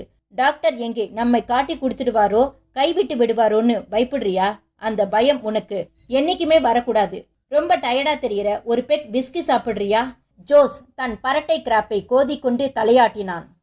ஹரேஷ் அவனை கூட்டிக் கொண்டு தன் படுக்கை அறையிலிருந்து நாற்காலியில் உட்கார வைத்து ஒரு பெக் பிஸ்கியை ஊற்றி கொடுத்தார். அவன் அதை வாங்கி சாப்பிட்டு கொண்டே பேசினான். டாக்டர், என்னோட டென்ஷன் அடங்கணும்னா என் சொந்த கிராமத்துல போய் 10 நாள் இருந்துட்டு வந்தாதான் முடியும். ஜோஸ், நீ பயப்படுறது அனாவசியம். ஜெயகோபாலை கொல்றதுக்கு போலீஸ் யூனிஃபார்ம்ல போன, ஹேமலதாவோட கதையை முடிக்கிறதுக்கு முஸ்லிம் பெண் மாதிரி பர்தா போட்டுக்கிட்டு போன. நிலைமை இப்படி இருக்கும்போது உன்னை யாரால ஐடென்டிஃபை பண்ண முடியும்? ஜெயகோபாலோட பாடியை கண்டுபிடிக்க முடியாத அளவுக்கு மயானத்திலேயே அடக்கம் பண்ணிட்ட. மயானத்து வெட்டியான் நாச்சியப்பன் என்னைக்குமே அதை பத்தி வாயை திறக்க மாட்டான். சூழ்நிலைகள் எல்லாம் உனக்கு சாதகமா இருக்கும்போது நீ ஏன் பயப்படணும்? உனக்கு பயம் வருதுன்னா அதுக்கு ஒரே ஒரு காரணம்தான் இருக்க முடியும். தன்னோட பிளாக்மெயில் வேலைகளுக்கு உதவி பண்ணின கார் டிரைவர் விட்டலை ஹேமலதா தீர்த்து கட்டி விட்டு தோட்டத்துக்குள்ளேயே புதைச்சிட்ட மாதிரி நானும் உன்னை ஏதாவது பண்ணிடுவேன்னு பயப்படுறியா? நோ, நான் அப்படியெல்லாம் நினைக்கல டாக்டர். என்னோட பயத்துக்கு காரணம் போலீஸ் தான். அவங்க இந்த கொலைகளை கண்டுபிடிக்கிற முயற்சியில் ரொம்ப தீவிரமா இருக்காங்க. தெரியும், தீவிரமா இருக்காங்க தான். ஆனாலும் அவங்க உன்னை ஸ்மெல் பண்ண முடியாது. காரணம், இந்த கொலைக்கான மோட்டிவ் வேற ஏதோ ஒரு திசையில் இருக்கிற மாதிரி காட்டி இருக்கிறோம். தூக்கு தண்டனை அடைஞ்ச வேல்ராஜோட கேஸை துருவி துருவி பார்த்துக்கிட்டு இருக்காங்க. வேல்ராஜுக்கு நெருக்கமானவங்க யாரோ ஒருத்தன் தான் இந்த கொலைகளை பண்ணியிருக்கணுங்கிறது போலீஸோட ஒருமித்த எண்ணம். புல்லட் சாம்பர் இன்னும் 4 தோட்டா இருக்கு. தோட்டாக்களை வாங்கிக்க போகிற அந்த 4 பேர் யார் யாருங்கிறத அடுத்த வாரம் தெரியும்னு நீ டெலிஃபோன்ல கமிஷனர் கிட்ட பேசினது போலீஸை கதுங்கலுங்க பண்ணியிருக்கு. நாம முடிக்கணும்னு நினைச்ச 2 பேரை முடிச்சிட்டோம். இனிமேல் கையை கட்டிக்கிட்டு போலீஸ் என்ன செய்ய போறாங்கன்னு வேடிக்கை பார்த்துட்டு இருக்க வேண்டியதுதான். டாக்டர், எனக்கு ஒரு விஷயம் நெருடலாகவே இருக்கு. என்ன? சாருலதாவும் நீங்களும் கடந்த 2 வருஷ காலமா ஒருத்தரை ஒருத்தர் விரும்பிக்கிட்டு வர்றீங்க. ஹேமலதாவோட சுய சம்பாத்திய சொத்து பூராவும் சாருலதாவுக்கு கிடைக்கணுங்கிறதுக்காகத்தான் ஹேமலதாவையும் அவளை மறைமுகமா விரும்பிட்டு இருந்த ஜெயகோபாலையும் என் மூலமா தீர்த்து கட்டினீங்க. ஆமா, சாருலதாவுக்கு விஷயம் தெரிஞ்சிட்டா? எப்படி தெரியும்? தெரிய வாய்ப்பே இல்லையே. உன் ஒருத்தனுக்கு தானே இந்த விஷயம் தெரியும். சரி, சாருலதாவை நீங்க கல்யாணம் பண்ணிக்கிட்டா போலீஸுக்கு சந்தேகம் வராதா? சாருலதாவை உடனடியா கல்யாணம் பண்ணிக்கிட்டா தான் போலீஸுக்கு சந்தேகம் வரும். ஹேமலதாவோட கொலை விவகாரம் போலீஸாலேயே ஒரு முடிவுக்கு கொண்டு வந்து பின்னாடிதான் சாருலதாவை நான் கல்யாணம் பண்ணிக்குவேன். எப்படியும் 2 வருஷம் கழிச்சுதான் கல்யாணத்தை பண்ணிக்குவேன். டாக்டர், போலீஸோட ரீசன்ட் நடவடிக்கை எது தெரியுமா? கேள்விப்பட்டேன். சாருலதா சாயந்தரமே ஃபோன் பண்ணி சொன்னா. ஹேமலதாவுக்கு வேண்டியவங்க யார் யாருன்னு லிஸ்ட் பண்றதுக்காக 2 வருஷத்துக்கு முந்தி எடுத்த கிரகப்பிரவேச வீடியோ கவரேஜ் கேசட்டை போலீஸ் போட்டு பார்க்க போகிறாங்களாம். போட்டு பார்க்கட்டுமே. அந்த கேசட்ல அவங்களுக்கு பெருசா என்ன கிடைச்சிட போகுது? கிரகப்பிரவேசத்துக்கு சிட்டியில் இருக்கிற எல்லா டாக்டரும் வந்திருக்காங்க. நானும் போயிருக்கேன். ஹேமலதாவுக்கு வேண்டியவங்க யார் யாருன்னு லிஸ்ட் பண்ணா ஒரு பெரிய டாக்டர் பட்டாளமே இருக்கு. டாக்டர், எனக்கு இன்னொரு சந்தேகம். என்ன? சாருலதாவை போலீஸ் விசாரிக்கும் போது அவ உங்களை காதலிக்கிற விஷயத்த சொல்லிட்டா? 2 வருஷ காலத்துக்கு நம்ம காதல் விவகாரம் வெளியே தெரியக்கூடாது. தெரிஞ்சா ஊர்ல இருக்கிற என்னோட மாமா தன்னோட பெண்ணை எனக்கு பலவந்தமா கட்டி வச்சிருவார்னு சாருலதா கிட்ட சொல்லி வச்சிருக்கேன். நீங்களா சொல்ற வரைக்கும் நான் வெளியே சொல்ல மாட்டேன்னு எனக்கு சத்தியம் பண்ணி கொடுத்துருக்கா. ஹேமலதா சம்பாதிச்ச சொத்து எவ்வளவு தேரும் டாக்டர்? நர்சிங் ஹோமின் மதிப்பே கிட்டத்தட்ட 70 லட்சம். பங்களாவோட மதிப்பு 20 லட்சம். அது மட்டும் இல்லாம கார், நகைங்க, அப்படி சில்லற சொத்தை எல்லாம் சேர்த்தா கிட்டத்தட்ட 1 கோடி ரூபாய் மதிப்பு வந்துடும். ஹரிஷ் சொல்லி கொண்டிருக்கும் போதே வாசல் காலிங் பெல் கதறியது. ஜோஸும் ஹரேஷும் ஒருத்தரை ஒருத்தர் கத்தி குத்தி வாங்கியவர்கள் போர் அதிர்ந்து போய் பார்த்து கொண்டார்கள். யாரது? ஜோஸ், நீ கட்டிலுக்கு கீழே போய் ஒளிஞ்சிக்க, நான் யாருன்னு பார்த்து அனுப்பிவிட்டு வந்துடுறேன். ஜோஸ் சரசரவென்று கட்டிலுக்கு அடியில் போய் பதுங்கிக் கொள்ள ஹரேஷ் வேகமாய் நடந்து வாசல் கதவுக்கு வந்தார். தாழ்பாலை விளக்கும் முன் பக்கவாட்டு ஜன்னலில் எட்டி பார்த்தார். சுரேன், கவிதா. ஓ, நீங்களா? வாங்க வாங்க. குரலில் ஒரு போலியான உற்சாகத்தை வரவழைத்து கொண்டு டாக்டர் ஹரேஷ் சுரேனையும் கவிதாவையும் வரவேற்றார். சுரேன் உள்ளே வந்து கொண்டே, சாரி டாக்டர், இந்த ராத்திரி நேரத்துல உங்களை தொந்தரவு படுத்துறோம் என்றான். No problem. தோள்களை குலுக்கிக் கொண்டே முன் அறையில் இருந்த நாற்காலியை காட்டினான் ஹரேஷ். இருவரும் உட்கார்ந்தார்கள். என்ன விஷயமா வந்திருக்கீங்கன்னு தெரிஞ்சுக்கலாமா? டாக்டர், ஹேமலதா வீட்டு கிரேபிரேச வீடியோ கவரேஜ் கேசட்டை போலீஸ் அதிகாரிகளோடு பார்த்தோம். ஹேமலதாவுக்கு ரொம்பவும் வேண்டியவங்க யார் யாருங்கிறத லிஸ்ட் பண்ணினோம். அப்படி அந்த கேசட்டை பார்த்து கொண்டிருக்கும் போதே போலீஸ் பார்வைக்கு தட்டுப்படாத 2 விஷயங்கள் என்னோட பார்வைக்கும் கவிதாவோட பார்வைக்கும் கிடைச்சது. அதை பற்றி விசாரிக்கத்தான் இந்த நேரத்துல உங்க வீட்டுக்கு வந்திருக்கிறோம். ஹேமலதாவோட கேஸை நான் பர்சனலா டீல் பண்ணியிருக்கிற விஷயம் ஏற்கனவே உங்களுக்கு தெரியும். ஹரேஷின் நெற்றியில் வியப்போடு கோடுகள், இருதயத்தில் ஒரு பயற்றம் லேசாய் அதிர்ந்தது. கேசட்ல என்ன பார்த்தீங்க? அந்த கிரகப்பிரவேசத்திற்கு நீங்களும் வந்திருக்கீங்க. ஆமா. அழைப்பு யார்கிட்ட இருந்து? ஹேமலதா கிட்ட இருந்தா இல்ல சாருலதா கிட்ட இருந்தா? ஹேமலதா கிட்ட இருந்துதான். சாருலதா எனக்கு அப்ப பழக்கம் இல்லை. ஹேமலதா ஒரு டாக்டர், நானும் ஒரு டாக்டர். அந்த முறையில் கூப்பிட்டாங்க, போனேன். சுரேன் சிரித்தான். டாக்டர், நீங்க பொய் சொல்றீங்க. பொய்யா? எஸ், சாருலதா கூப்பிட்டு தான் அந்த வீட்டு கிரகப்பிரவேசத்துக்கு நீங்க போயிருக்கீங்க. சுரேஷ் திடுக்கிட்டான். எப்படி கண்டுபிடித்தார்கள்? சாருலதா சொல்லியிருப்பாளோ? அவள் சொல்ல மாட்டாளே. என்னிடமிருந்து உண்மையை வரவழைப்பதற்காக தூண்டில் போட்டு பார்க்கிறார்களோ? மாட்டக்கூடாது. என்ன டாக்டர் யோசிக்கிறீங்க? நோ, ஒரு டாக்டருங்கிற முறையில் ஹேமலதா கூப்பிட்டு தான் கிரகப்பிரவேசத்துக்கு போனேன். டாக்டர், வீடியோ கேசட்டை பார்த்துக்கிட்டு இருந்த போதே போலீஸ் கவனிக்காத ஒன்னை நான் கவனிச்சிட்டேன்.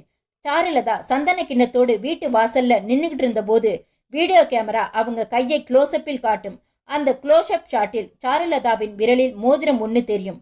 அந்த மோதிரத்தில் பதிக்கப்பட்டிருந்த 2 எழுத்துக்கள் எது தெரியுமா? எஸ் கச். அந்த எஸ் கச் பார்த்ததுமே மனசுக்குள் ஒரு குறுகுறுப்பு.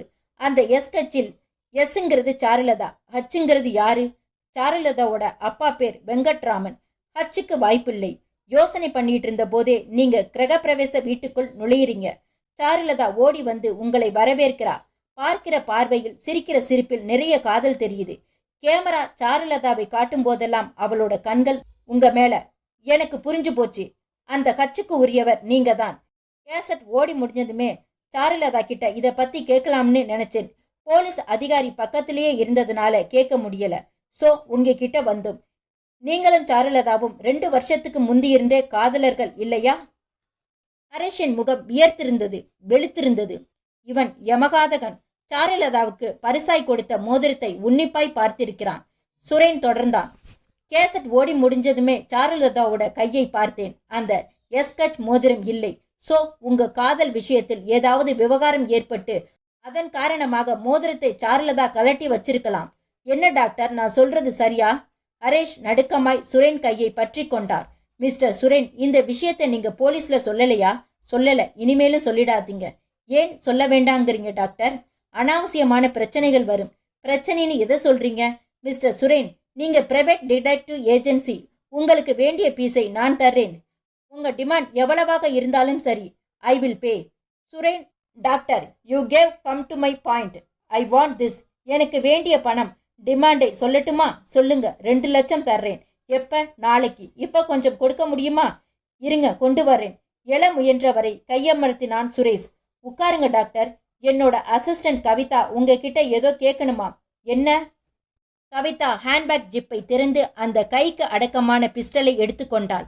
பிஸ்டலை ஹரேஷின் மார்புக்கு நேராய் நீட்டிக்கொண்டே கேட்டாள். ஹேமலதாவையும் ஜெயகோபாலையும் எதுக்காக தீர்த்து கட்டினீங்க? ஹரேஷ் சம்பித்தான். நீ என்ன சொல்ற? டாக்டர், காதலிக்கிறது ஒன்றும் தப்பில்ல. ஆனா காதலையே நீங்க மறைக்க பார்க்கிறீங்க. நானும் சாருலதாவும் காதலிக்கிறோம். அதனால் என்ன நீங்க சொல்லியிருந்தா நாங்க பாட்டுக்கு வெளியே போயிருப்போம். காதலை மறைக்கிறதுக்காக எங்களுக்கே லஞ்சம் கொடுக்க நினைக்கிறீங்க. ஸோ உங்ககிட்ட ஏதோ தப்பு இருக்கு. அந்த தப்பு என்னங்கிறத கண்டுபிடிக்க போலீஸ் இருக்காங்க. போலீஸ் டைரக்டா உங்ககிட்ட வந்தா நீங்க உஷாராயிடுவீங்கன்னு நினைச்சுதான் கமிஷனர் எங்களை அனுப்பி வச்சார்.